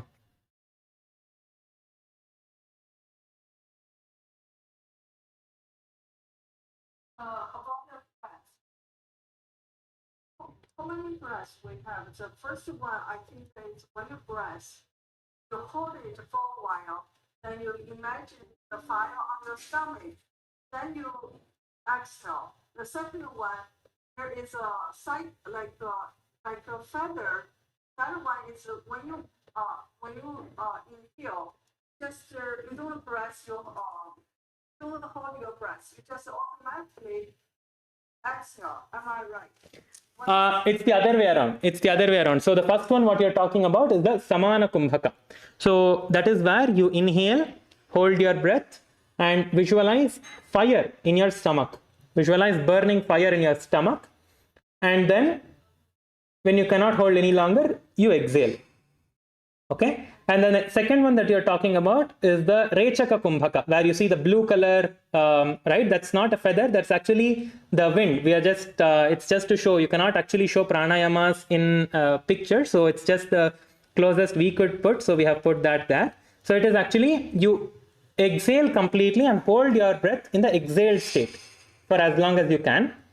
And then when you can't hold your breath exhaled anymore, you again allow the breath to come back inside you by itself. So focus is on exhalation, not inhalation. That is the Rechaka Kumbhaka. So to answer your question, how many are there? We have so many pranayamas, tens of pranayamas are there. We'll be going over more pranayamas throughout the entire Sakala Vinyasa Krama. So there are so many pranayamas. So we will not be covering all the pranayamas in this 508. There are more pranayamas which are outside of the 508 as well.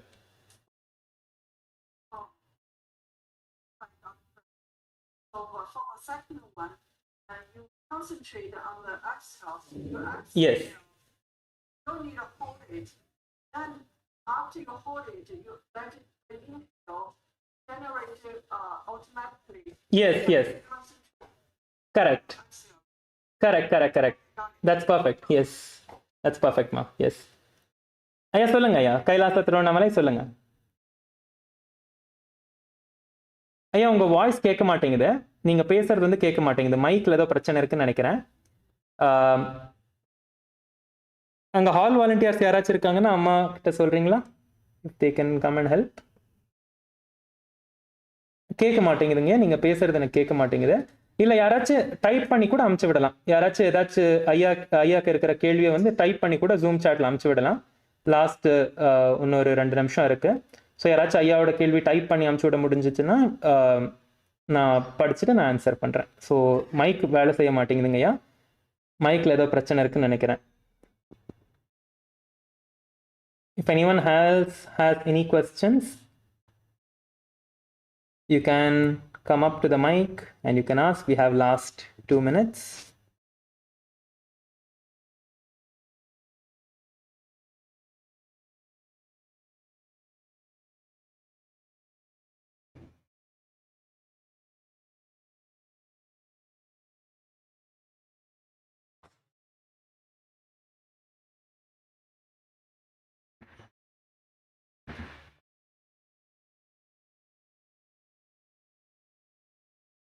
If someone can type Aya's question, if the mic is not working in Kailasa Thiruvannamalai, if someone can type the question Aya has and post it also, that is fine.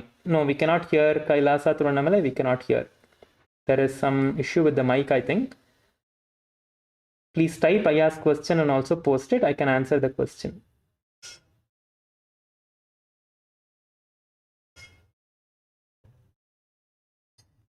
We just have 1 more minute. So if any of you have any questions, you can come and can ask your questions.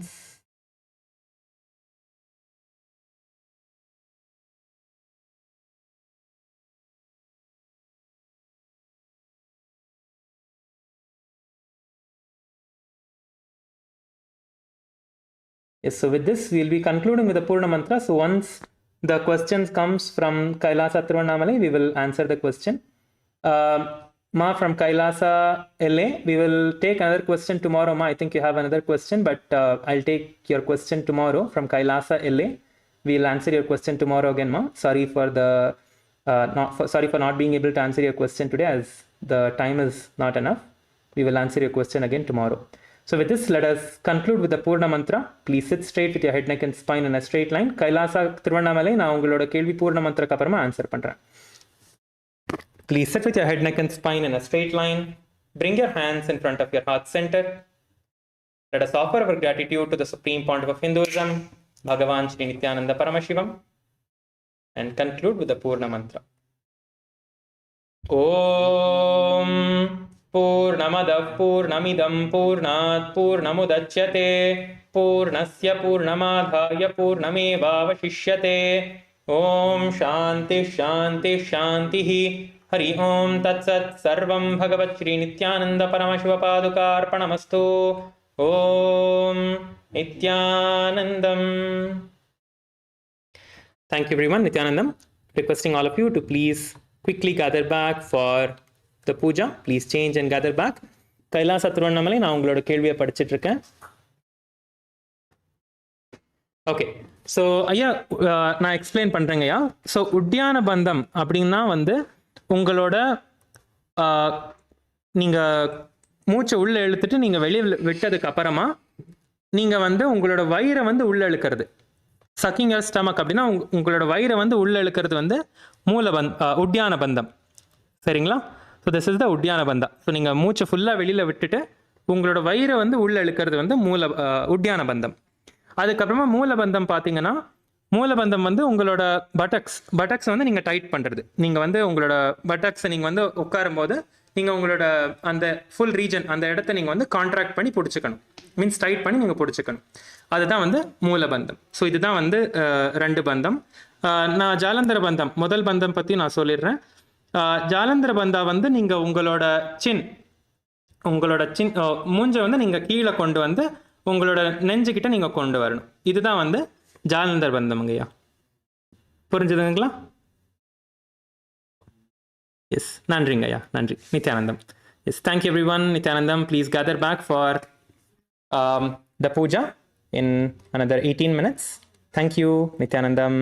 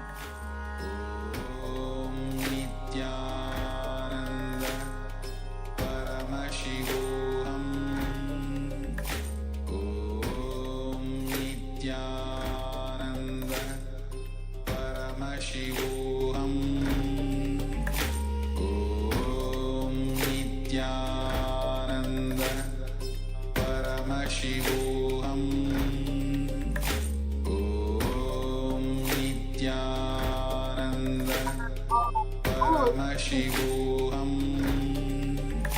Om Nityananda Paramashivoham Om Nityananda Paramashivoham Om Nityananda Paramashivoham Om Nityananda.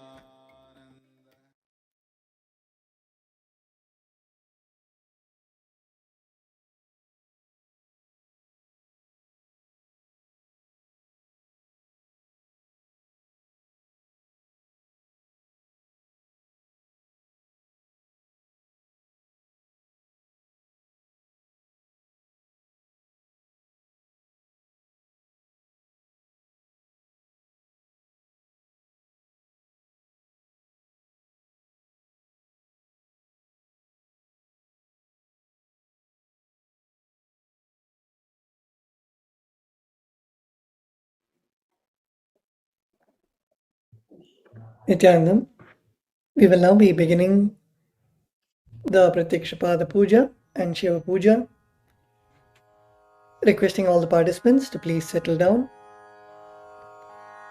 Please sit with your head, neck and spine in a straight line. Make sure you're having the vibhuti and kumkum on your forehead. Make sure that you're having the puja kit in front of you with all the puja items.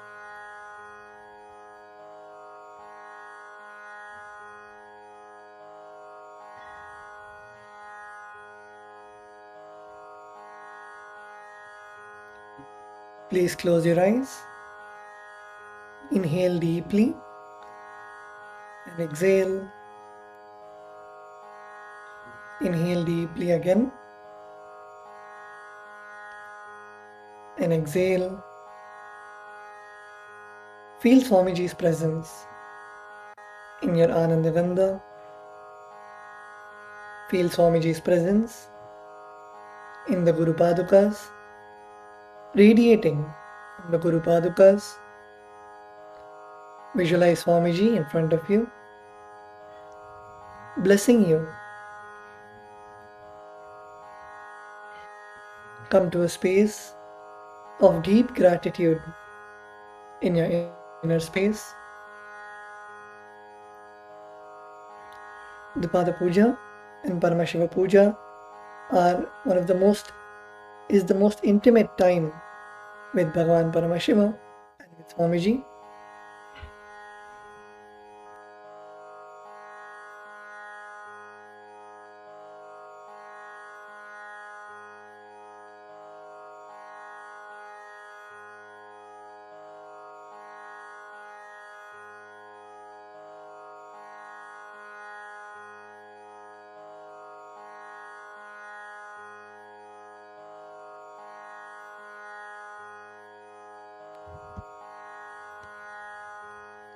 With that space, let us now begin the declaration for the Pada Puja and Paramashiva Puja. We request all the participants to declare the following with integrity and authenticity. If you agree to this, please say yes loudly.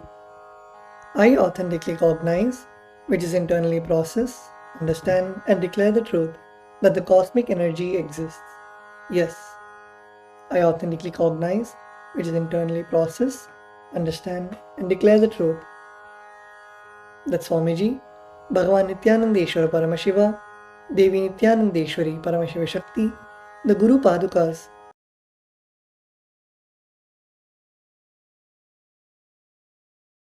and the Atmalinga are the Chinmaya Vigrahas, the embodiments and representations of that very cosmic energy. Yes, I authentically cognize, which is internally process, understand and declare the truth that the Pada Puja and Paramashiva Puja that I am offering now will reach the cosmic source of energy directly.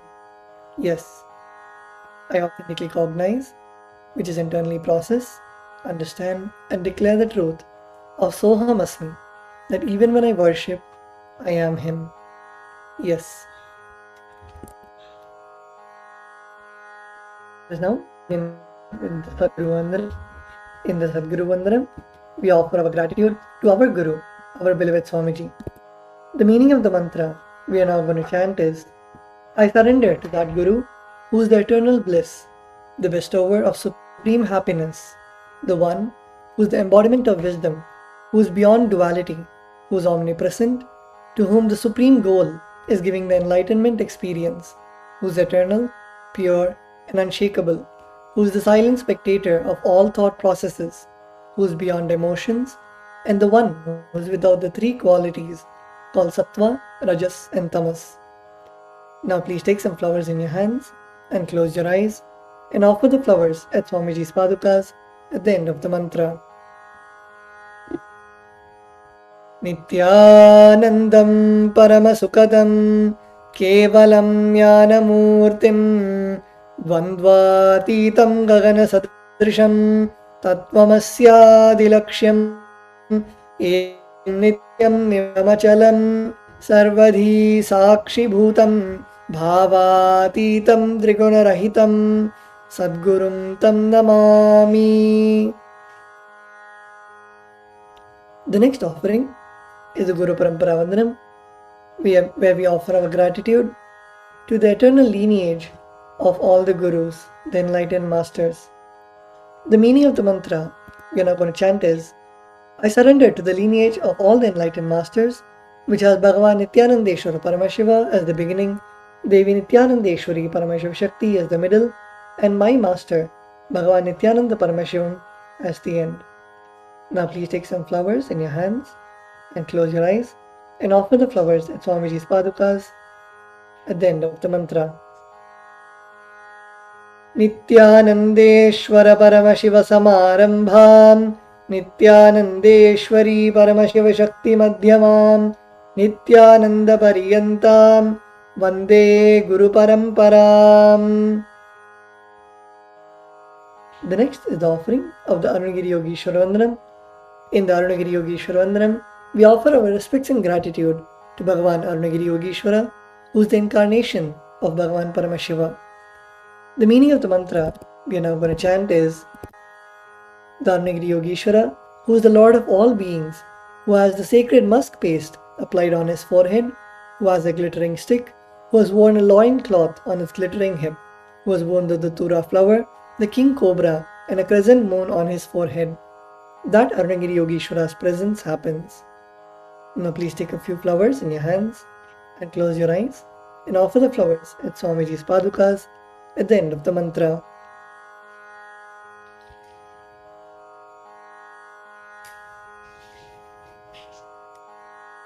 Lalate Tripundri Nitilakrita Kasturi Tilakaha Spuranmala Dhara Spurita Kati Kaupi Navasanaha Tadhano Dustaram Shirasi Phanirajam Shashikalam Pradeepas Sarvesham Arunagiri Yogi Vijayate. The next is the Tattvachamanam, the ritualistic cleansing of the mouth.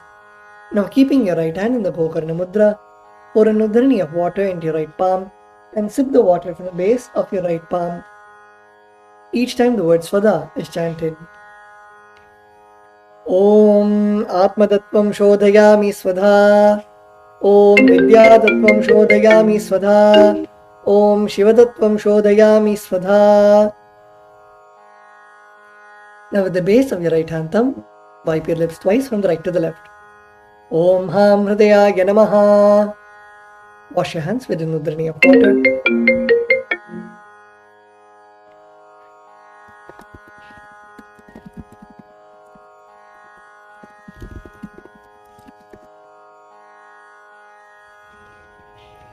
With the tips of your right hand index, middle and ring fingers, touch above the upper lip and below the lower lip. Wash your hands with an udharani of water. With the tips of your right hand index finger and thumb joined together, touch your right nostril and the left nostril.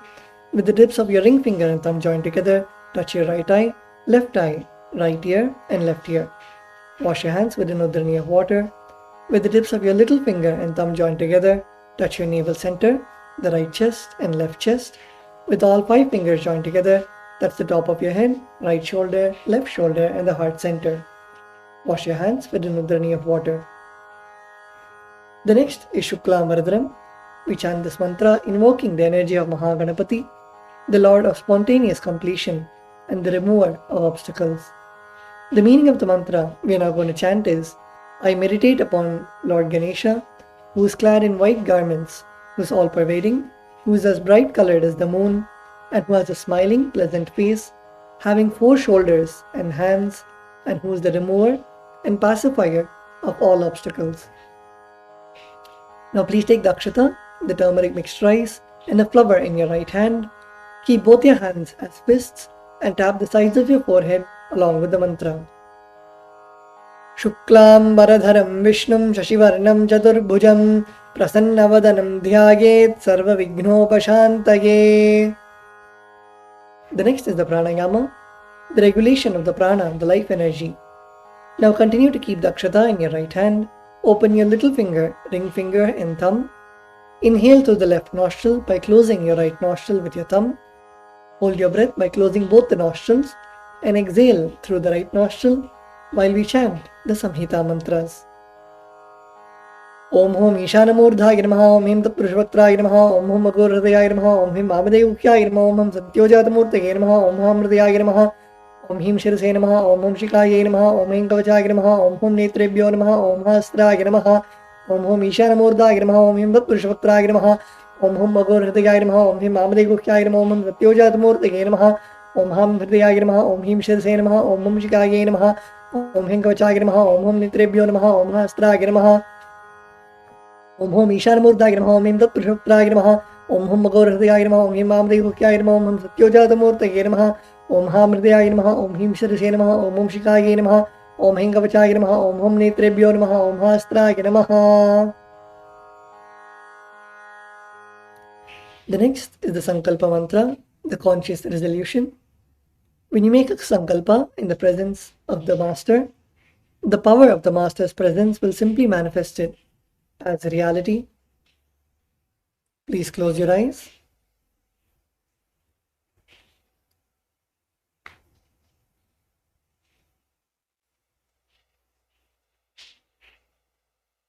Create the intention that you want to manifest for today. Hold the intention in your inner space. Visualize it already happening as reality in your inner space.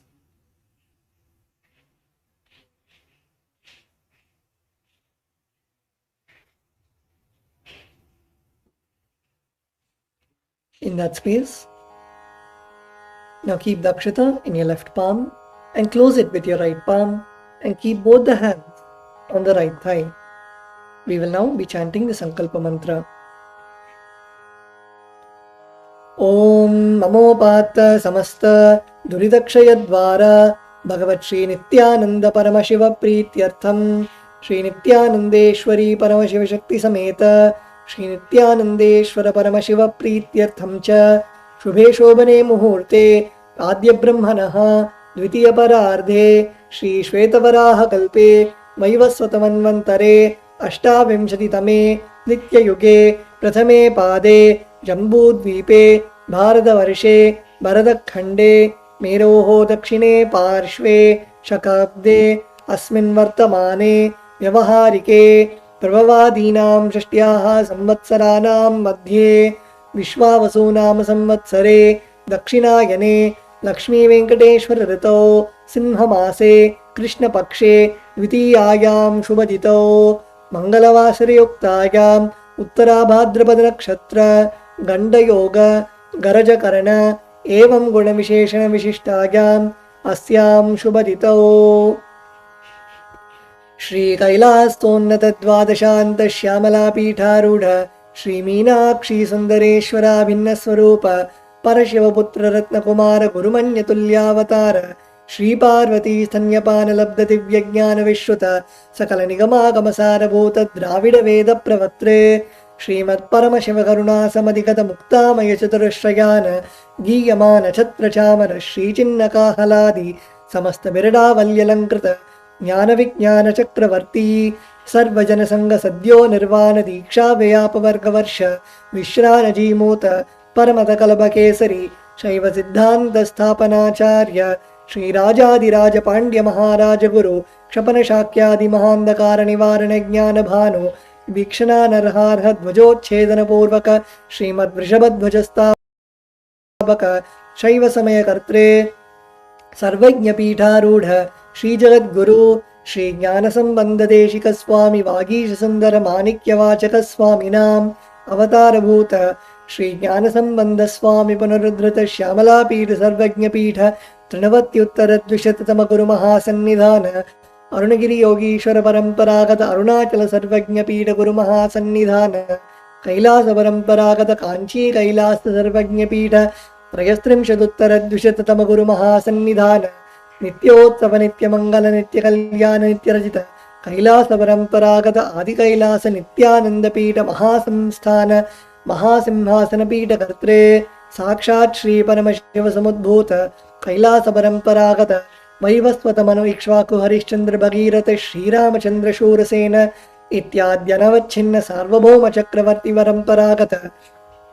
चतुष्षष्टि योगिनी मंडित चतुष्षष्टि संप्रदाय प्रवर्तक मनुधर्म शासन सूर्यवंश प्राप्त सर्वज्ञपीठ सुरांगी साम्राज्य मूर्धाभिषिक्त चूड़ामणि साक्षात् श्री परमशिव समुद्भूत कपिल महागुरु पुनरुद्धृत महानिर्वाणिपीठ अष्टोत्तर सहस्र श्री महामंडलेश्वर साक्षात् श्री परमशिव समुद्भूत श्री महागणपति समारंभ अनवच्छिन्न पीठाधीश्वर गुरुपरंपरा प्राप्त अटलपीठ अष्टोत्तर सहस्र श्री अटलपीठाधीश्वर धर्म मुक्ति स्वर्गपुर स्वर्णपीठ त्रयोविंश गुरु महासन्निधान कैलास परंपरागत आदिपीठ सर्वज्ञपीठ जगद्गुरु श्री कैलास पुनरुद्धारक श्री कैलास परमाचार्य श्रीमत् परमहंस परिव्राजकाचार्य वर्य सच्चिदानंद प्रणव स्वरूप श्रोत्रिय ब्रह्मनिष्ठ श्रीमज्जगद्गुरु श्रीलश्री भगवत् श्री नित्यानंद परमशिव श्री ज्ञानसम्बन्धदेशिक परमाचार्य स्वामिनां प्रीत्यर्थं तेषां पादारविन्दयोः भक्तिसिद्ध्यर्थं गुरुकृपाकटाक्षसिद्ध्यर्थं क्षेमस्थैर्य वीर्य विजय आयुरारोग्य ऐश्वर्यानाम् अभिवृद्ध्यर्थं धर्मार्थ काम मोक्ष चतुर्विध फलपुरुषार्थ सिद्ध्यर्थं समस्त दुरितोपशान्त्यर्थं समस्त मंगलावाप्त्यर्थं भगवत् श्री नित्यानंद परमशिव प्रसादेन सकुटुम्बस्य ज्ञानवैराग्य जीवन मुक्ति प्राप्त्यर्थं श्री सर्वदेवदेव श्री नित्यानंदेश्वरी परमशिव शक्ति समेत श्री नित्यानंदेश्वर परमशिव अवतार भूत श्री सर्वदेव देवी स्वरूप भगवत् श्री नित्यानंद परमशिव प्रत्यक्ष पाद पूजां करिष्ये श्री नित्यानंदेश्वरी परमशिव शक्ति समेत श्री नित्यानंदेश्वर परमशिव पूजां च करिष्ये ओम अपौपस्पृश्य wash your hands with another near water. The next is the Ghantanada, where we ring the bell to invoke the presence of all the devas, the gods and goddesses, and remove the presence of any of the negative energies around us. Now please take the bell in your left hand and hold it above your heart center and ring the bell as we chant the mantras. Om Agamarthantu Devanam Gamanarthantu Rakshasam Ghantanadam Karomyado Devata Hvanalanchanam Ghanta Devatabhyo Namaha.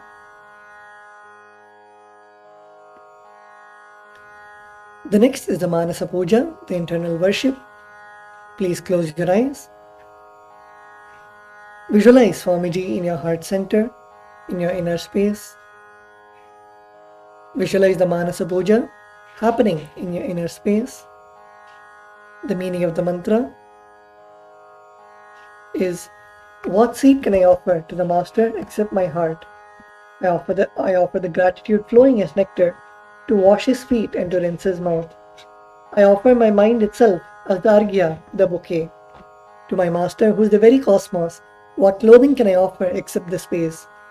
I offer my very prana, the life energy, as the incense, and I offer the ocean of nectar as the food offering.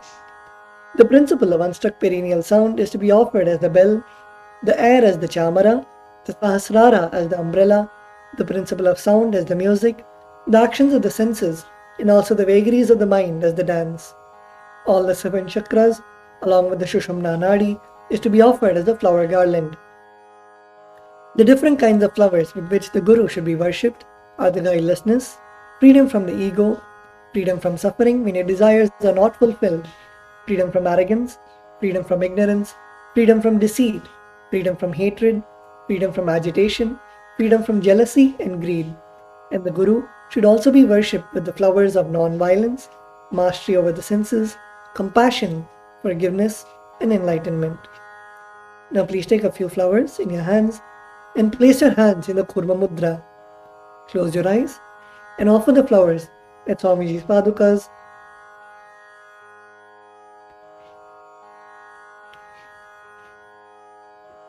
At the end of the mantra.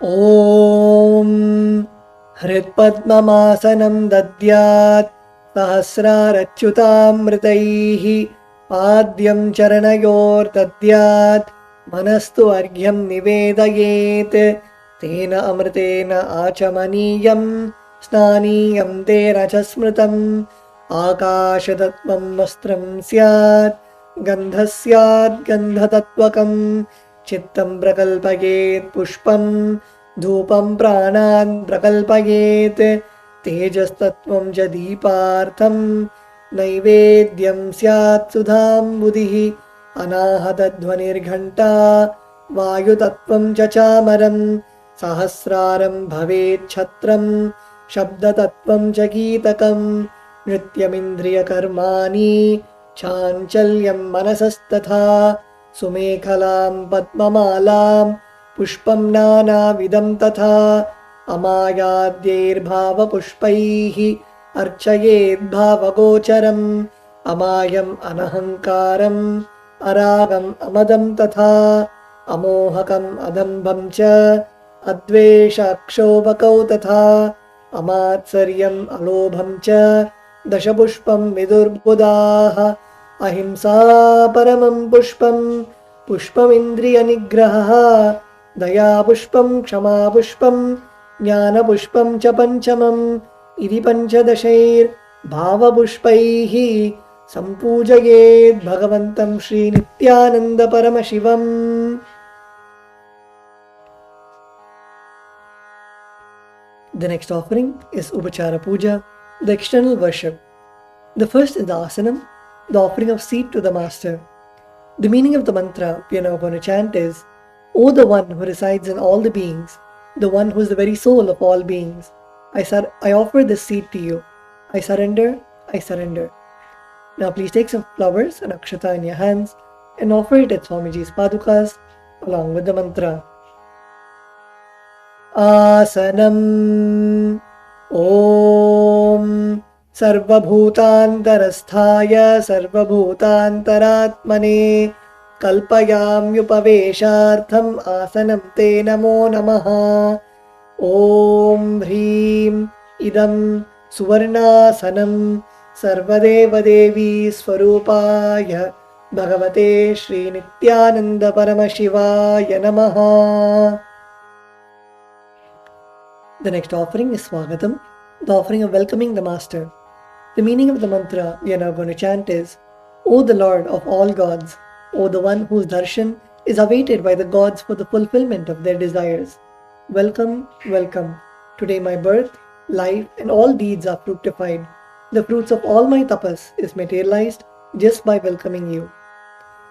Now please take a few flowers in your hands and offer it at Swamiji's Padukas at the end of the mantra. Swagatam Om Shantatvat Sarvakartritvat Bhavo Paratikaranat Shiva Ukto Mahatantra Mantra Vidbhis Sada Shivaha Tasmai Shivaya Gurave Vitaraga Kalaya Vai Ameyatvatanantoyam Majatvacha Prakirtitaha Darshanamichanti Deva Swabhishta Siddhaye Tasmai Te Parameshana Swagatam Swagatam Prabho अद्य मे सफलं जन्म जीवनं सफला क्रियाः स्वागतं यत्त्वया तन्मे तपसां फलमागतम् ॐ ह्रीं सर्वदेवदेवी स्वरूप भगवत् श्री नित्यानंद परमशिव स्वागतं सुस्वागतं ते. The next offering is Padyam, the offering of water for washing the feet of the master. The meaning of the mantra we are now going to chant is, I offer Padyam, that is the water for washing the feet of the Supreme God, the very devotion on whom brings about the ultimate bliss. Now please take the udharani of water in your hands and offer it at Swamiji's padukas along with the mantra. Padyam Om यद्भक्तिलेश संपर्कात् परमानंद संप्लवः तस्मै ते परमेशान पाद्यं शुद्धाय कल्पये. ॐ ह्रीं एतत्पाद्यं सर्वदेवदेवी स्वरूपाय भगवते श्री नित्यानंद परमशिवाय नमः. The next offering is Arghya, the offering of the traditional bouquet. The meaning of the mantra we are now going to chant is, O Maheshwara, please accept this Arghya, this offering of the traditional bouquet with water to welcome the guest, made of durva grass, a flower, a bilva leaf and a rice pellet, and kept in a beautiful conch. Now please take the conch in your hands and offer the Arghya at Swamiji's padukas along with the mantra. Arghyaha Om दूर्वाक्षतसमायुक्तं बिल्वपत्रं तथा परं शोभनं शङ्खपात्रस्थं गृहाणार्घ्यं महेश्वर. ॐ ह्रीं एषो अर्घ्यः सर्वदेवदेवी स्वरूपाय भगवते श्री नित्यानंद परमशिवाय स्वाहा. The next offering is Achamaniyam, the offering of water for mouthwash. The meaning of the mantra we are now going to chant is, please accept this auspicious and sin-removing Ganga water offered by me as Achamaniyam, that is the water for mouthwash, offered by me with devotion to you. Now please take the udharani of water in your hands and offer the water at Swamiji's padukas at the end of the mantra. Achamaniyam Om Mandakinyastu Yadvari Sarvapapaharam Shubham गृहाणाचमनीयन्त्वं मया भक्त्या निवेदितम्. ॐ ह्रीं इदम् आचमनीयोदकं सर्वदेवदेवी स्वरूपाय भगवते श्री नित्यानंद परमशिवाय स्वधा.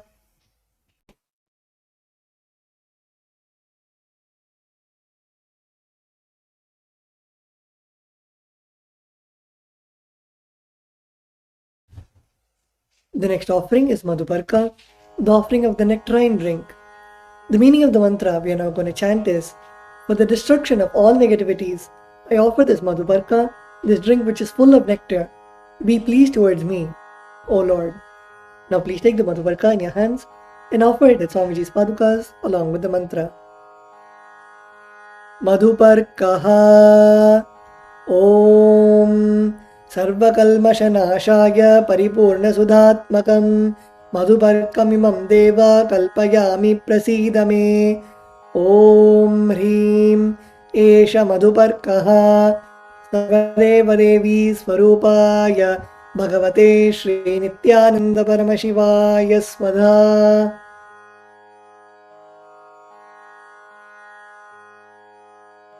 The next offering is Gandhailam, the offering of the scented oil. The meaning of the mantra we are now going to chant is, I offer with love and affection this scented oil to you, O the healer of all the worlds. You are the purest among all the worlds. Now please take the Gandhatailam, the scented oil in your hands and offer it at Swamiji's padukas along with the mantra. Gandhatailam Om Sneham Grihana Snehena Lokanam Hitakaraka Sarvalokeshu Shuddhastvam Dadami Snehamuttamam. Om Hrim Idam Gandhatailam Sarvadevadevi Swarupaya Bhagavate Shri Nityananda Paramashivaya Nivedayami. The next offering is Snaniyam, the offering of the sacred bath. The meaning of the mantra we are now going to chant is, please accept this cool, pure and clear water which is capable of seizing my mind for your sacred bath offered by me with devotion to you. Now please take the uddharani of water in your hands and offer it at Swamiji's padukas along with the mantra, and please ring the bell as you do so. Snaniyam Om Idam Shushitalam Vari Shvacham Shuddham Manoharam Snanartham Te Maya Bhaktya Kalpitam Pratigrihyatam Om Hrim Idam Snaniyodhakam Sarvadeva Devi Swarupaya Bhagavate Sri Nityananda Paramashivaya Nivedayami. We will now be repeating the meaning of the mantra and the mantras together, requesting all the participants to please sit straight and chant from your navel center. The next offering is Vastram, the offering of the sacred cloth. The meaning of the mantra we are now going to chant is, I offer Vastram, I offer Vastram, this cloth offering, to the Master the Master who removes who removes the veil of Maya the veil of Maya or illusion. or illusion. The Master The Master who is the who is the true light of enlightenment, true light of enlightenment, who does not who does not have a veil of Maya have a veil of Maya and has and has the very space the very space as the dress. as the dress. Now please take the offering of clothes in your hands and offer it to Swamiji's padukas along with the mantra. Vastram Vastram Om Om Maya Chitra Maya Chitra Patachanna Patachanna Nijaguhyo Nijaguhyo Rutejase Rutejase Niravarana Niravarana Vijnaya Vijnaya Vasaste Vasaste Kalpayamyaham Kalpayamyaham Om Om Hrim Hrim Idam Idam Vastrottariyam Vastrottariyam Sarvadeva Devi Sarvadeva Devi Swarupaya Swarupaya Bhagavate Bhagavate Sri Nityananda Sri Nityananda Paramashivaya Paramashivaya Nivedayami. Nivedayami. The next offering is Abharanam, the offering of the sacred jewelry. The meaning of the mantra we are now going to chant is, I offer I offer this golden ornament this golden ornament to you, Master, to you, Master, who by the very nature who by the very nature has a has a very gracefully very gracefully beautiful body beautiful body and who is and who is the repository the repository of all powers. of all powers. May you be pleased. May you be pleased. Now please take the jewelry in your hands and offer it at Swamiji's padukas along with the mantra. Abharanam Abharanam Om Om Swabhava Swabhava Sundarangaya Sundarangaya Nana Nana Shaktya Shaktya Shrayayate Shrayayate Suvarnam Suvarnam Bhushanam Bhushanam Tubhyam Tubhyam Kalpayami Kalpayami Prasidame Prasidame Om Om Hrim Hrim Idam Idam Suvarnabharanam Suvarnabharanam Sarvadeva Devi Sarvadeva Devi Swarupaya Swarupaya Bhagavate Bhagavate Sri Nityananda Sri Nityananda Paramashivaya Paramashivaya Nivedayami. Nivedayami. The next offering is Gandha, the offering of the sandalwood paste. The meaning of the mantra we are now going to chant is, I neither know what your body is, what your body is, nor do I know nor do I know what your actions are. what your actions are. Please accept Please accept and smear this and smear this sandalwood paste sandalwood paste offered by me. offered by me.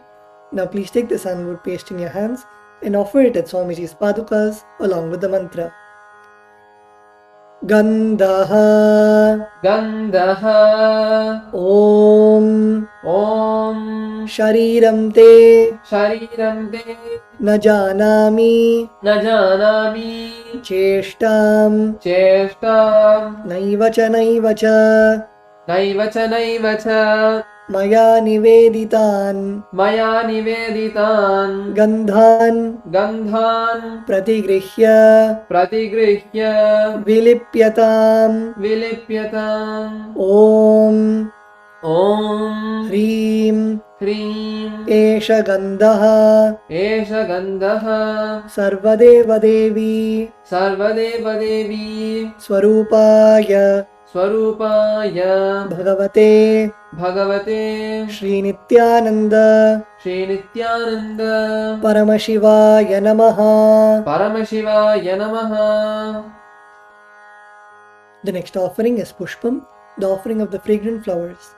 The meaning of the mantra we are now going to chant is, please accept these Please accept these blissfully fragrant fragrant different kinds of flowers different kinds of flowers which are taken from the forest of Turiya, of Turiya, that is the space of ultimate restful awareness.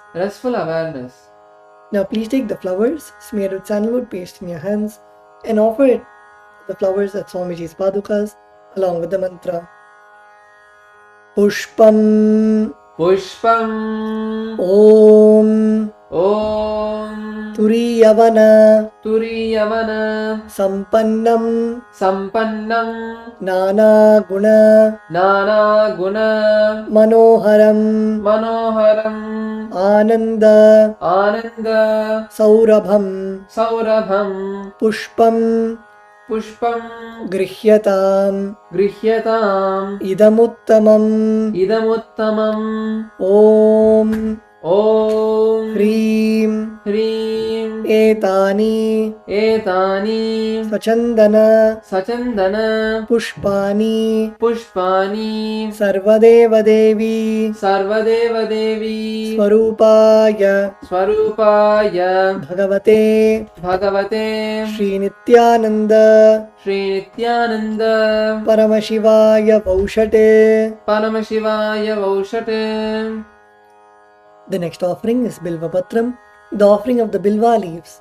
The meaning of the mantra we are now going to chant is, I offer you, O God of all gods, O God of all gods, this holy Bilva leaf, this holy Bilva leaf, in which dwells the the goddess of richness, goddess of richness, and which is so much loved loved by Lord Shiva. by Lord Shiva. Now please take the Bilva leaf, smear with sandalwood paste in your hands, and offer it at Swamiji's padukas along with the mantra. Bilva Patram Bilvapatram Om Om Amritodbhavam Amritodbhavam Shri Vriksham Shri Vriksham Shankarasya Shankarasya Sada Priyam Sada Priyam Bilva Patram Bilvapatram Prayachami Prayachami Pavitram Te Pavitram Te Sureshwara Sureshwara Om Om Hrim Hrim Etani Etani Sachandana Sachandana Bilvapatrani Bilvapatrani Sarvadeva Devi Sarvadeva Devi Swarupaya Swarupaya Bhagavate Bhagavate Sri Nityananda Sri Nityananda Paramashivaya Vaushate. Paramashivaya Vaushate. The next offering is Tulsi Patram, the offering of the Tulsi leaves. The meaning of the mantra we are now going to chant is, let this offering Let this offering of Tulasi leaf of Tulasi leaf be unto the the Supreme Soul Supreme Soul who has who has unlimited forms unlimited forms and who is and who is the bestower the bestower of all boons. of all boons. Now please take the Tulsi leaf smeared with sandalwood along with the mantra. Tulasi Patram Tulasi Patram Om Om Namaste Namaste Bahurupaya Bahurupaya Varadamurtaye Varadamurtaye Paramatmane Paramatmane Swaha Swaha Om Om Hrim Hrim Idam Idam Sachandana Sachandana Tulasi Patram Tulasi Patram Sarvadeva Devi Sarvadeva Devi Swarupaya Swarupaya Bhagavate Bhagavate Sri Nityananda Sri Nityananda Paramashivaya Namaha. Paramashivaya Namaha. We will continue the repetition from tomorrow. The next offering is Dhupa, the offering of the lit incense. The meaning of the mantra we are now going to chant is, this incense smoke is made of sacred herbs of intoxicating fragrance. Please accept this incense smoke fit to be inhaled by all the devas. Now please take the lit incense sticks in your hands and slowly wave it towards Swamiji's padukas along with the mantra, and please ring the bell as you do so. Dhupaha Om Vanaspati Raso Divyo Gandhadyassu Manoharaha Agreyas Sarvadevanam Dhupoyam Pratigrihyataam Om Hrim Esha Dhupaha Sarvadeva Devi Swarupaya Bhagavate Sri Nityananda Paramashivaya Namaha. The next offering is Deepa, the offering of the lit lamp. The meaning of the mantra we are now going to chant is, please accept this light of inner and outer worlds, which is very bright and removes darkness from everywhere.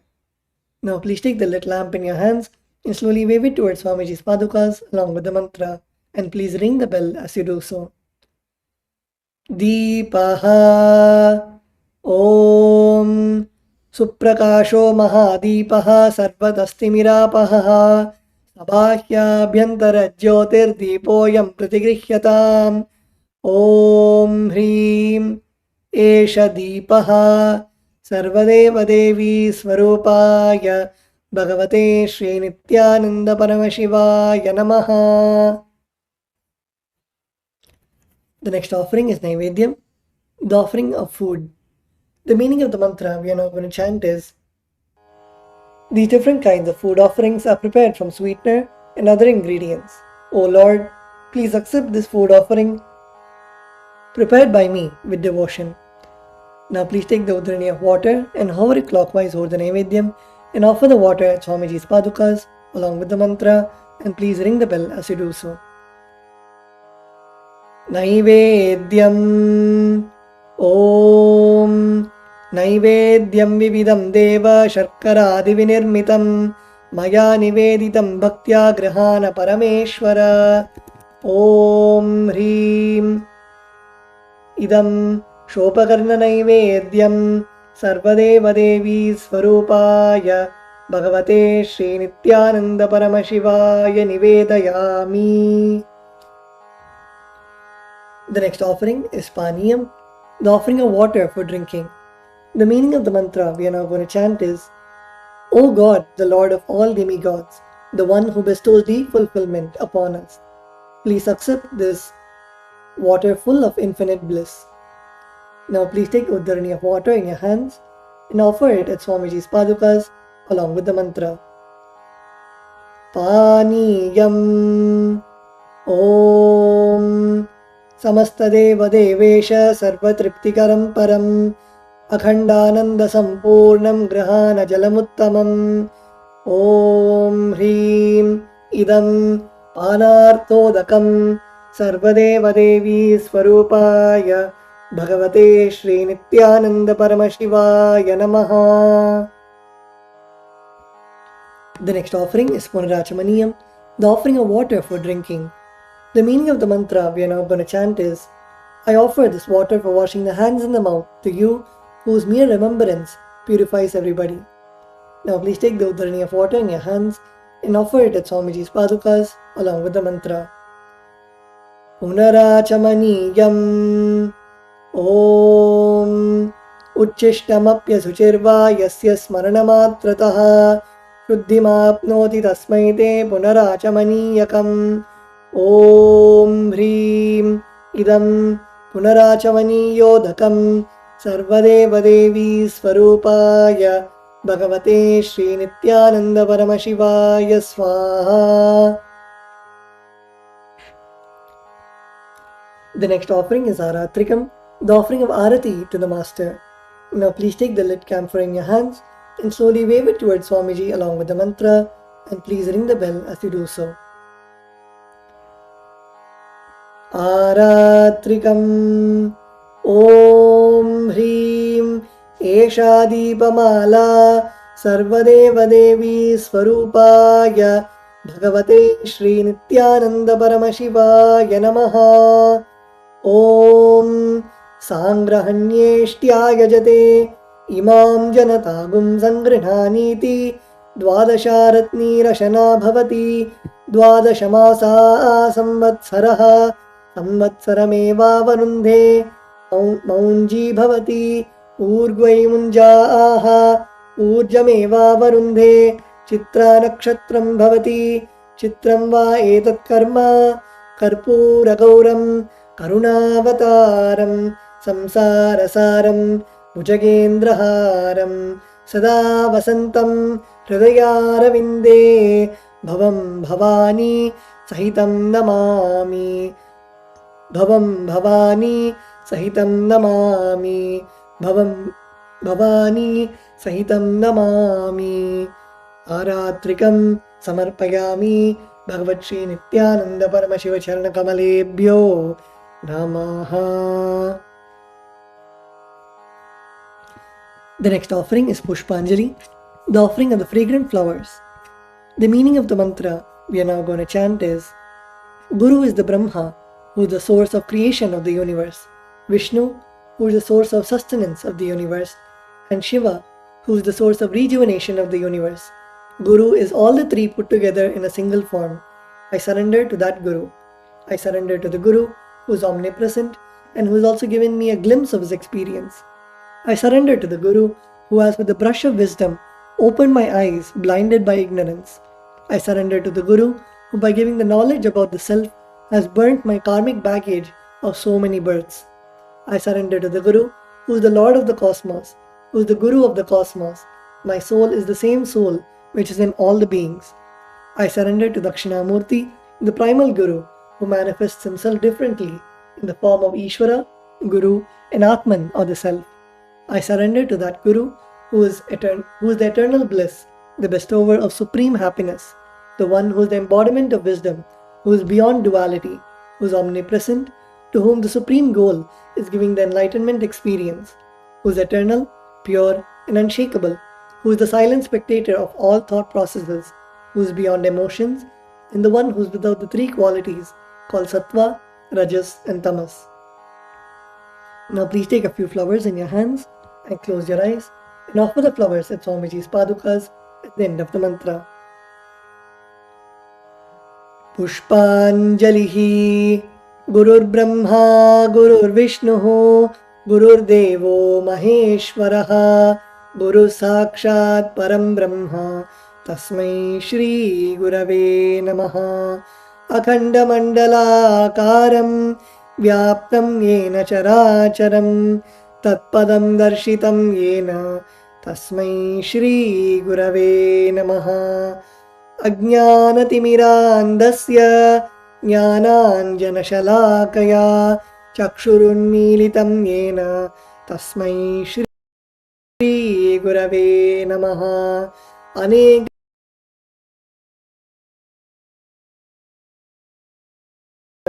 Tasmai Shri गुरवे नमः।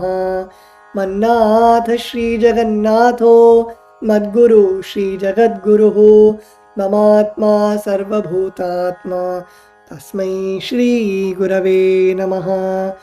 ईश्वरो गुरुरात्मेति मूर्तिभेदविभागिने व्योमवद्व्याप्तदेहाय दक्षिणामूर्तये नमः। नित्यानन्दं परमसुखदं केवलं ज्ञानमूर्तिं द्वन्द्वातीतं गगनसदृशं तत्त्वमस्यादिलक्ष्यम् एकं नित्यं विमलमचलं सर्वदी साक्षिभूतं भावातीतं त्रिगुणरहितं सद्गुरुं तं नमामि। पुष्पाञ्जलिं समर्पयामि भगवत्श्री नित्यानंद परमशिव चरणकमलेभ्यो नमः। ॐ नित्यानन्दम्। The next is the offering of the Paramashiva Puja. The first is the Tattvachamanam, the ritualistic cleansing of the mouth. Now keeping your right hand in the Gokarna Mudra, pour an udhrani of water into your right palm and sip the water from the base of your palm each time the word Swada is chanted. Om Atmatattvam Shodhayami Swadha. Om Vidyatattvam Shodhayami Swadha. Om Shivatattvam Shodhayami Swadha. With the base of your right hand thumb, wipe your lips twice from the right to the left. Om Ham Hridayaya Namaha. Wash your hands with an udhrani of water. With the tips of your right hand index, middle and ring fingers, touch above the upper lip and below the lower lip. Wash your hands. With the tips of your right hand index finger and thumb joined together, touch your right nostril and the left nostril. With the tips of your ring finger and thumb joined together, touch your right eye, right ear and left ear. Wash your hands with an udhrani of water. With the tips of your little finger and thumb joined together, touch your navel center, the right chest and left chest. With all 5 fingers joined together, touch the top of your head, right shoulder, left shoulder and the heart center. Wash your hands with an udhrani of water. The next is Sakalikaranam. Now please close your eyes.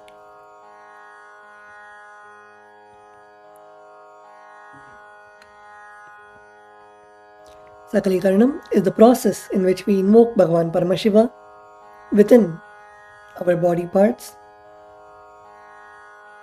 being in the space of Sohamasmi, that even when we worship, we are Him. Visualize yourself as Bhagavan Paramashiva.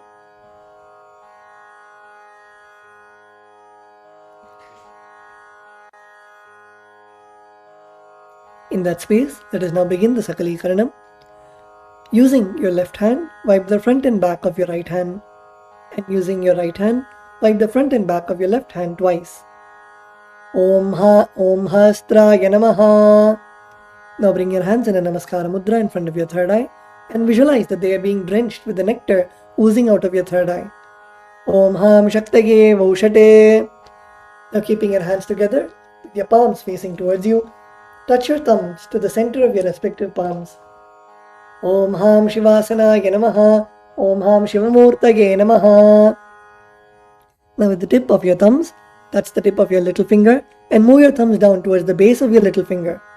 Om Ham Satyojatamurtage Namaha. With the tip of your thumbs, touch the tip of your ring finger and move your thumbs down towards the base of your ring finger. Om Him Vamadevaguhyaya Namaha. Now your middle finger. Om Hum Agora Hridayaya Namaha. Now your index finger. Om Hum Ishanamurdhaya Namaha. Now your thumbs. Om. Now bring your palms in front of you, facing towards you with the thumbs touching the center of your palms. Om Ham Hom Vidyadehaya Namaha. Now bend your index, middle and ring fingers such that they touch the center of your respective palms. Om Hom Netrebhyo Namaha. Now bend your thumbs inwards such that the tip of the thumbs touches the respective palms. Om Ham Hom Shivaya Namaha. Now with the tip of your thumbs, touch the tip of your little finger and move your thumbs down towards the base of your little finger. Om Ham Hridayaya Namaha. Now your ring finger. Om Him Shirase Namaha. Now your middle finger. Om Hum Shikhaye Namaha. Now your index finger. Om Haim Kavachaya Namaha. Now your thumbs. Om Hastraya Namaha. Now bring your hands into Mushti Mudra and roll them around each other once. Om Haim Kavachaya Hum. Now bring your hands in Namaskara Mudra. Om Ham Shivaya Vaushate. Now bend your thumbs inwards so that your thumbs touch the center of your palms. Om Ham Hum Shivaya Namaha. Now with your right hand thumb and ring finger joined together, that's the Ananda Gandha. Om Ham Shivasanaya Namaha. Om Ham Shivamurtage Namaha. Now keeping your thumbs and little fingers joined together, touch your respective knees. Om Ham Satyojatamurtage Namaha. With your right hand thumb and ring finger joined together, that's the navel center. Om Him Vamadeva Guhyaya Namaha. With your right hand thumb and middle finger joined together, touch your heart center. Om Hum Aghora Hridayaya Namaha. With your right hand thumb and index finger joined together, touch your upper lip. Om Him Tat Purushavaktraya Namaha. With the tip of your right hand thumb and top of your forehead, that's the top of your forehead. Om Hom Ishanamurdhaya Namaha. Now with your right hand thumb and ring finger joined together, touch your Ananda Gandha. Om Ham Hom Vidyadehaya Namaha. Now with the tip of your right hand index, middle and ring fingers, touch your right eye, third eye and left eye respectively. Om Hom Netrebhyo Namaha. Now with your right hand thumb and ring finger joined together, touch your Ananda Gandha. Om Ham Hom Shivaya Namaha. Now with the right hand little finger and thumb joined together, touch your heart center. Om Ham Hridayaya Namaha. With your right hand thumb and ring finger joined together, that's the top of your head. Om Him Shirase Swaha. With your right hand thumb and middle finger joined together, that's the back of your head. Om Hum Shikhaye Vaushate. Now cross your left hand over your right hand in front of your chest. Keep your right hand index finger in form of a hook and uncross your fingers, moving them around your head and bringing them till your chest. Om Haim Kavachaya Hum. Now strike your right thumb onto your left palm and your left thumb onto your right palm. Om Hastraya Pate. Now with your right hand index finger and middle finger, strike your left palm thrice. Om Hastraya Hum Pate. Now using your right hand index finger and thumb, snap in all the 10 directions around yourself, starting from the east in all 8 directions and down and up. Om Hastraya Pate. Now move your hands from the head to the toes, touching the sides of your body. Om Ham Shivaya Vaushate. The next is the Samanya Arghya Sthapana, energizing the water with which you worship Bhagavan Paramashiva. Now mix some akshata, flowers and sandalwood powder into the water in the Panchapatram. Cover the mouth of the Panchapatram with your palm and chant Om 7 times internally. Om, Om, Om, Om, Om, Om, Om. Now snap your index finger and thumb in all the 10 directions around the Panchapatram. Om Hastraya Pate. Now keeping your index finger in the Avakuntana Mudra, rotate your index finger around the Panchapatram. Om Haim Kavachaya Hum. Now show the Dhenu Mudra to the water in the Panchapatram. Om Ham Shivaya Vaushate.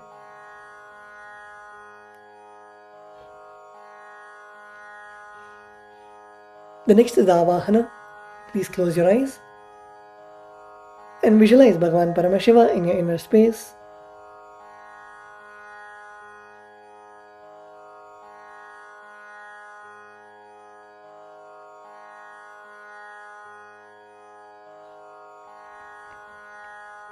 Now please take a flower and offer it to your Atmalinga. Om Ham Shivasanaya Namaha. Now please take a few flowers in your hands and place your hands in the Anjali Mudra. Close your eyes and meditate on the form of Bhagavan Paramashiva while we chant the Dhyana Shloka. Lalate Tripundri Nitilakೃತ Kasturi Tilakaha Spuranmaladhara Spurita Kadikaupi Navasanaha Dharmano Dustaram Shirasi Panirajam Jashikalam Pradipas Sarvesham Arunagiri Yogi Vijayate Indhuni Bapanchamukha Hastadashayuktam Shulamrgatankam Asivajrama Bhayam Syat Pashavardankushamanijvala Navame Shweta Kamalasana Sadashiva Swarupam. Om Ham Shivamurtage Namaha. Om Ham Om Shivaya Namaha. Shri Nityanandeshwari Paramashiva Shakti Sameta Shri Nityanandeshwara Paramashivaya Namaha. Dhyayami Avahayami. Now please show the respective mudras for the mantras and invoke the presence of Bhagavan Paramashiva within your Atmalinga. Now please place your thumbs onto your respective palms and place your palms open facing upwards. Om Ham Shivaya Namaha Ityavahana Mudram Pradarshya. Turn your palms facing downwards. Sthapana. Bring your hands into fists parallel to each other with your thumbs upwards. Sannidhana. Now place your thumbs inside of your fists. Nishtura Mudram Pradarshya. Now interlace your fingers inwards and clasp your hands together, keeping your thumbs out. Astraya Humpad Idi Kalakanti Mudram Pradarshya. Now hold your left thumb with your right hand and cover your right hand with your left hand. Om Ham Shivaya Namaha Iti Linga Mudram. Now bring your hands in a Namaskara Mudra. Namaskara Mudram. Now rotate your right hand index finger around your Atmalinga in a clockwise manner. Om Haim Kavachaya Hum Iti Avagunthana Mudram Japradarshya.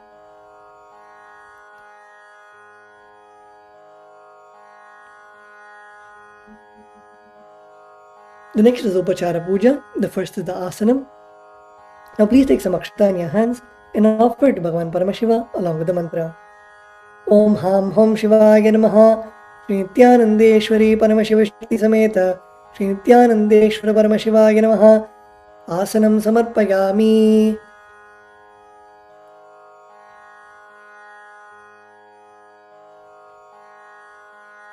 The next is the offering of the Padyam, Achamanam and Argyam. Now please take the Uddharani of water and show it to Bhagavan Paramashiva's feet and offer it in the Padya Patram. Om Ham Shivaya Namaha. Now please take the Uddharani of water and show it to Bhagavan Paramashiva's mouth and offer it in the Achamana Patram. Om Ham Shivaya Svadha.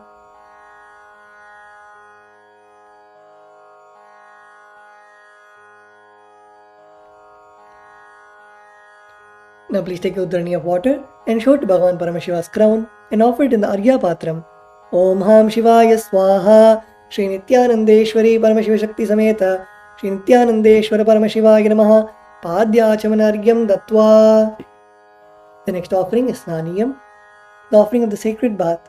Now please take the water from the Samanya Argya and offer it onto Bhagavan Paramashiva along with the mantra, and please ring the bell as you do so.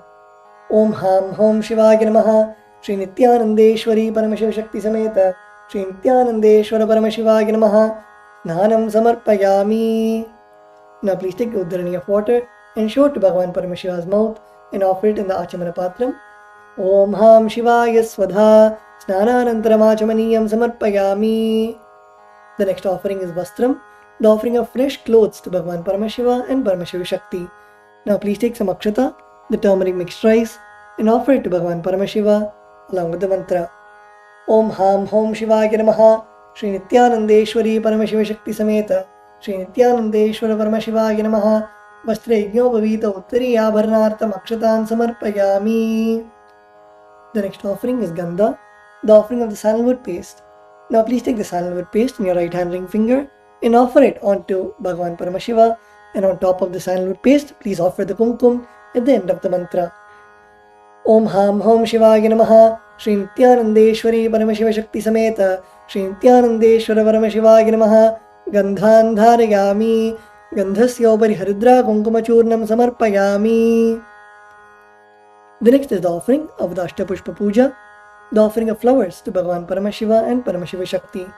Now please take some flowers in your hands and offer it to Bhagavan Paramashiva each time the word Namaha is chanted. Om Bhavaya Devaya Namaha Om Bhavasya Devasya Patne Namaha Om Sharvaya Devaya Namaha Om Sharvasya Devasya Patne Namaha Om Ishanaya Devaya Namaha Om Ishanasya Devasya Patne Namaha Om Ashupade Devaya Namaha Om Ashupade Devasya Patne Namaha Om Ugraya Devaya Namaha Om Ugrasya Devasya Patne Namaha Om Rudraya Devaya Namaha Om Rudrasya Devasya Patne Namaha Om Bhimaya Devaya Namaha Om Bhimasya Devasya Patne Namaha Om Hater Devaya Namaha Om Hato Devasya Patne Namaha Om Ham Hom Shivaya Namaha Sri Nithyanandeshwari Paramashiva Shakti Sameta Sri Nithyanandeshwara Paramashivaya Namaha Ashtapushpa Pujam Samarpayami. The next is the offering of Bilva Patram, the offering of Bilva leaf. Now please take the bilva leaf, smear with sandalwood paste in your hands, and offer it to Bhagavan Paramashiva along with the mantra. Om Ham Hom Shivaya Namaha. Shri Nityanandeshwari Paramashiva Shakti Sameta Shri Nityanandeshwara Paramashivaya Namaha. Bilvavatram Samarpayami. The next is the offering of dhupa. Now please take the bell and offer a flower on the bell. Om Hastraya Namaha. Now please sprinkle some water on the dhupa stand. Om Hastraya Pate. Please offer a flower on the dhupa stand. Om Ham Hridayaya Namaha. Now please take the lit incense sticks in your hands and slowly wave it towards Bhagavan Paramashiva along with the mantra, and please ring the bell as you do so. Om Ham Hom Shivaya Namaha. Shri Nityanandeshwari Paramashiva Shakti Sameta Shri Nityanandeshwara Paramashivaya Namaha. Dhupamagrapayami. Now please take the uddharani of water and show it to Bhagavan Paramashiva's mouth and offer it in the Achamana Patram. Om Ham Shivaya Svadha. The next is the offering of Deepa, the offering of the lit lamp. Now please take a flower, offer a flower on Deepa. Om Hastraya Pate.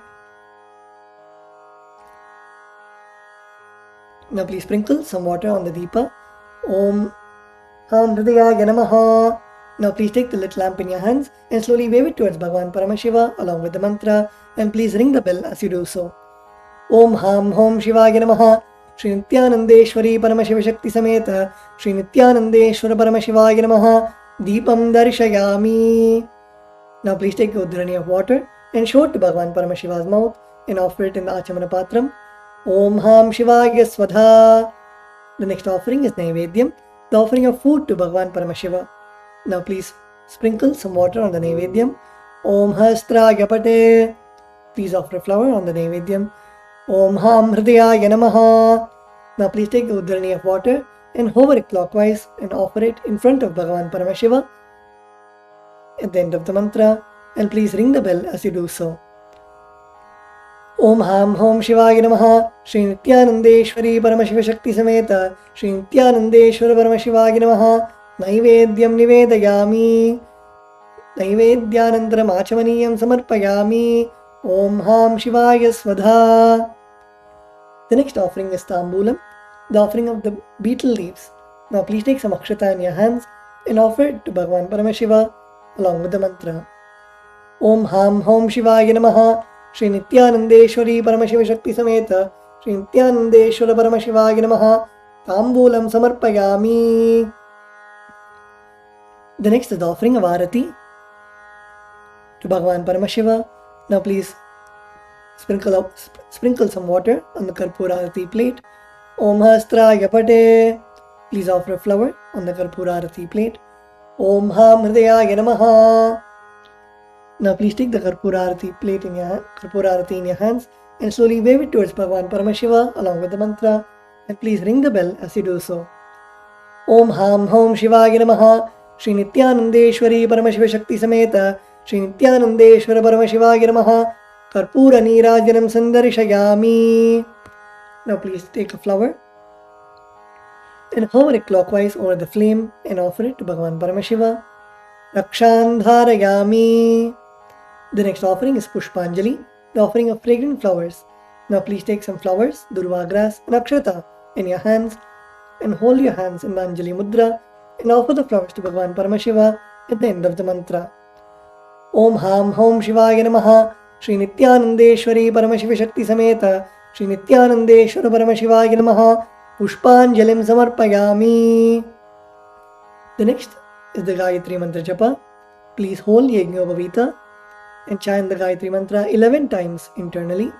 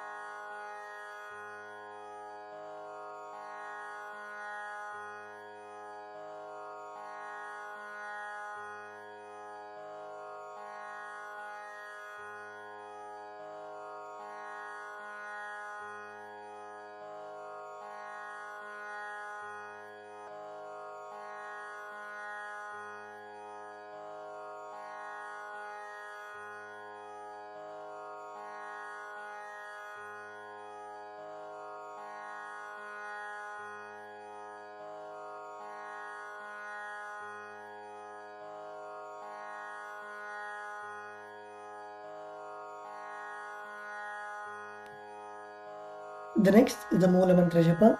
Please close your eyes and chant the Shiva Moola Mantra 11 times internally.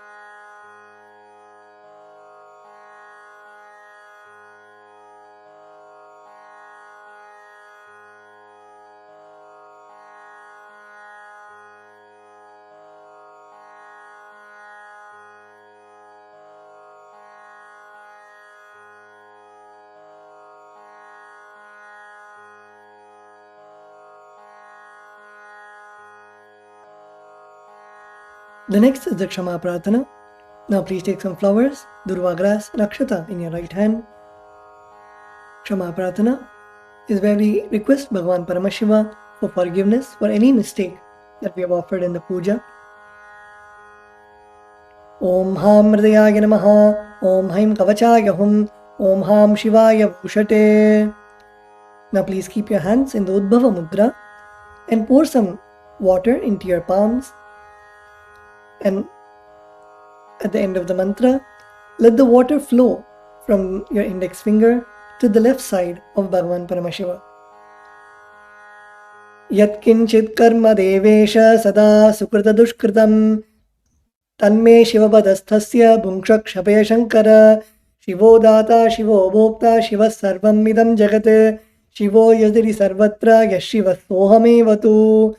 Om Ham Hom Shivaya Namaha. The next is the Tattvachamanam, the ritualistic cleansing of the mouth.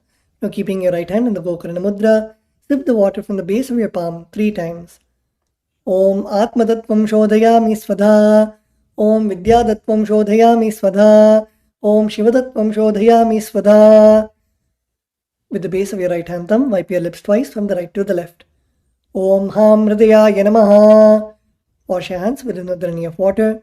With the tips of your right hand, index, middle and ring fingers, touch above the upper lip and below the lower lip.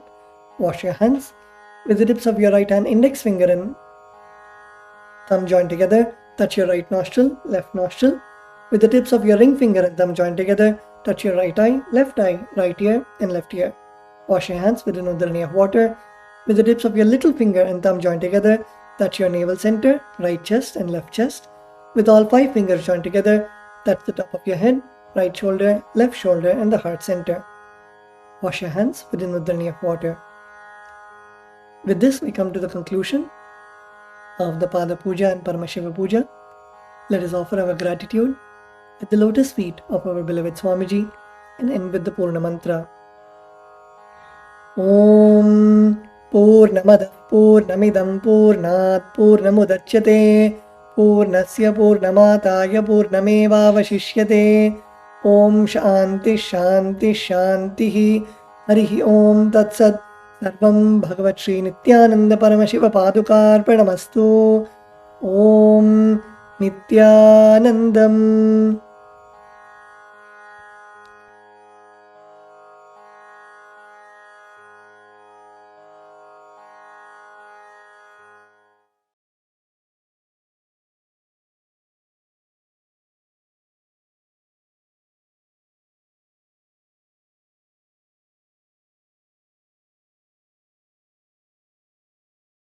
Established since 2002 in the United States of America, the United Ancient Nations is an intergovernmental organization currently made up of 160+ members and indigenous nations. The UAN and its work are guided by the purposes and principles contained in its founding charter.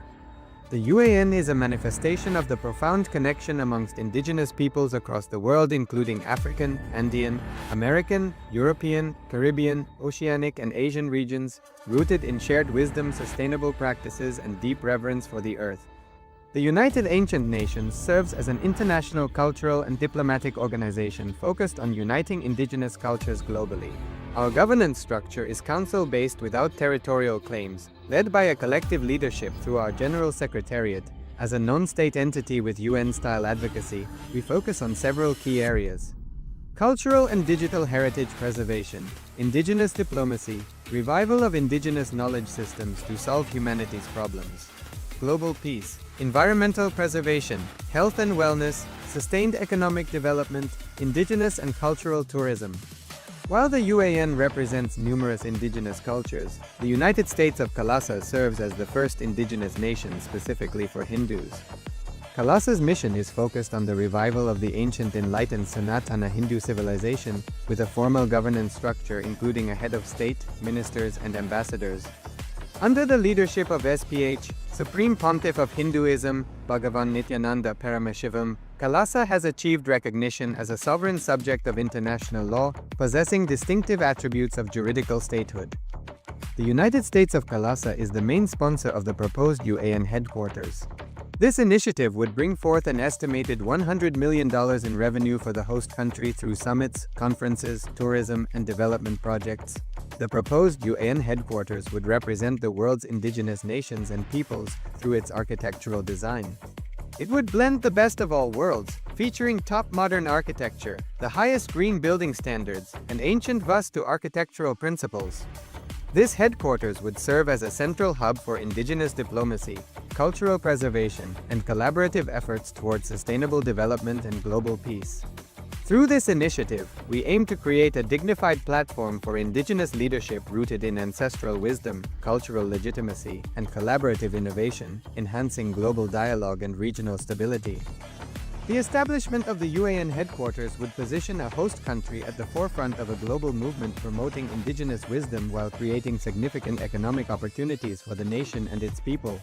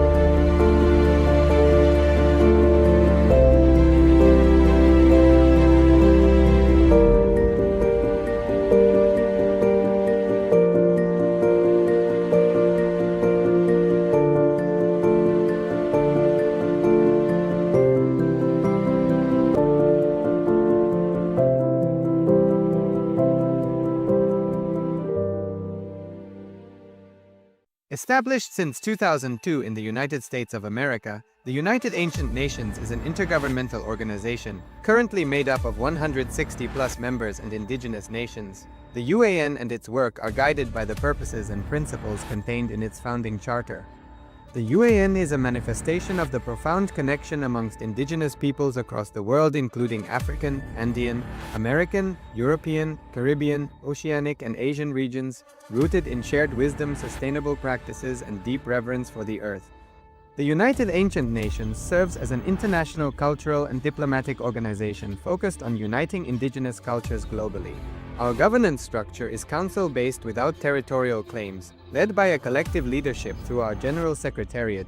As a non-state entity with UN-style advocacy, we focus on several key areas: cultural and digital heritage preservation, indigenous diplomacy, revival of indigenous knowledge systems to solve humanity's problems, global peace, environmental preservation, health and wellness, sustained economic development, indigenous and cultural tourism.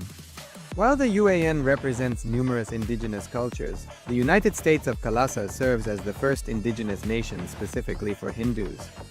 KAILASA's mission is focused on the revival of the ancient enlightened Sanatana Hindu civilization with a formal governance structure including a head of state, ministers, and ambassadors.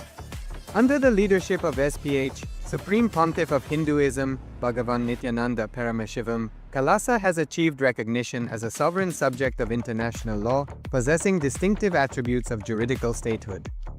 The United States of KAILASA is the main sponsor of the proposed UAN headquarters.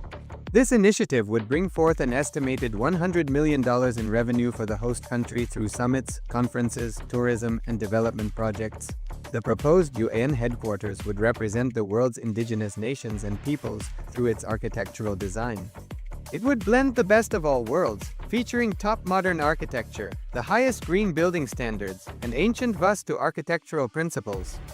This headquarters would serve as a central hub for indigenous diplomacy, cultural preservation, and collaborative efforts towards sustainable development and global peace. Through this initiative, we aim to create a dignified platform for indigenous leadership rooted in ancestral wisdom. Nityanandam Paramasukadam Kevalanyanamurtim Dvandvatitam Gagana Sadrisham Tattvamasyadilaksham Ekam Nityam Vimamachalam Sarvati Sakshibhutam Bhavatitam Trigunarahitam Sadgurum Tam Namami. Nityanandam, This is Nityanandam, everyone. and with the blessings of the Supreme Pontiff of Hinduism, Bhagavan Sri Nityananda Paramashivam, we welcome each and every one of you to another exciting day. Today is day 9 of Paramashivoham. We just finished the Pratyaksha Pada Puja and Paramashiva Puja, and before that we experienced Nityananda Yoga, blessed by the Supreme Pontiff of Hinduism, to experience that space of oneness with Paramashiva. So we'll continue to be in that space of oneness with Paramashiva. Yes, so in today's session, we have experienced the ultimate reality, and also Swamiji will be gracing us in the Bhava Samadhi Darshan of Simhagna Murti. Now let us get ready for this, after this beautiful, intense yoga and puja sessions. Let us get ready for the first part of the day as such, which is the power manifestation. So as always, we have the power manifestation that is that we start with the power of third eye vision. So requesting everyone to please, let's get ready. First of all, let us welcome everyone that is here with us in the Zoom room. We have Ma Charmaine Muse, Nityananda. We have Ma Nistragunya, Nityananda. We have a participant with, actually a couple of participants with names we cannot read, apologies. And we also have Ma Malu here, Nityananda Ma. Welcome everyone, good to have you with us. And of course, welcome to everyone that is following us on YouTube as well. So not just on two-way in the Zoom room, but also on YouTube. If you're following us on YouTube, send us a hi, give us a wave, let us know that you're there. And as we go through this this program today, you can take part in the program. You can do all the exercises, all the internalization exercises, all the meditations, all the power manifestations. And of course, we are about to start with the power manifestation, power of third eye vision. So let us get ready for this this power manifestation. For this, you will require a blindfold. Now, if you don't have a blindfold, you can use any piece of cloth that will cover your eyes, such that the light won't come into your eyes, and you also can't see through the cloth itself. So once again, requesting everyone, let us get ready. Let us put on the eye bands, cover the eyes, and let's sit comfortably with the head, neck, and spine in a straight line. Just like to take one more chance, one more opportunity to remind everyone in the Zoom room on two-way to please switch on the cameras and be available in the camera frame as we get started with this power manifestation. So we'll start with the Shastra Pramana, which is the scriptural reference for this power of third eye vision.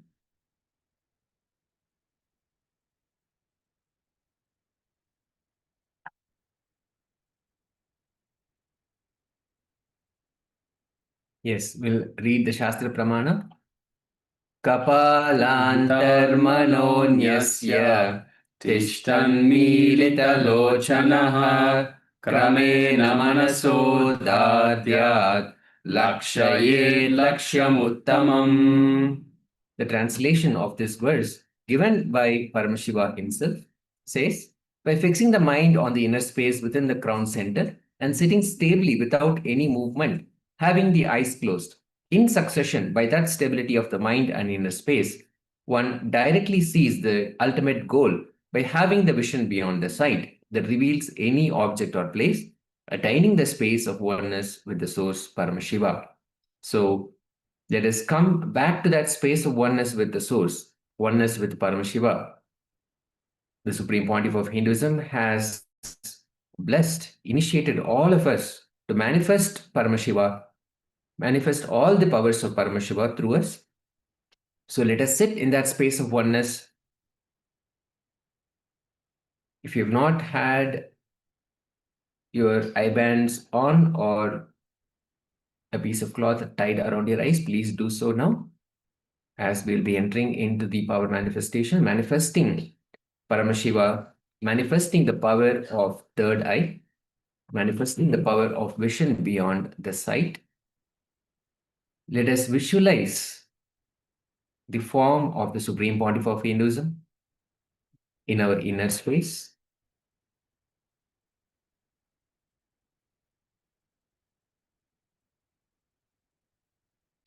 Invoking his presence, connecting deeply with Paramashiva in our inner space. Let us hold the intention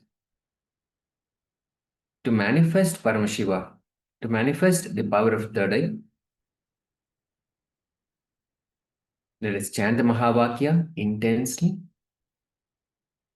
Om Nityananda Paramashivoham.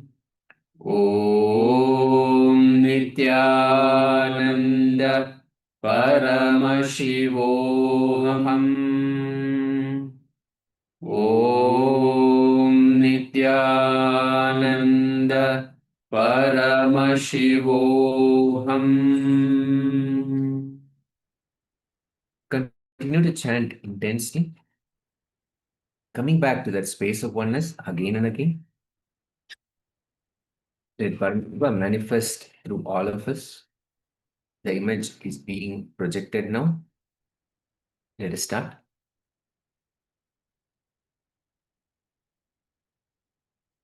Paramashivoham.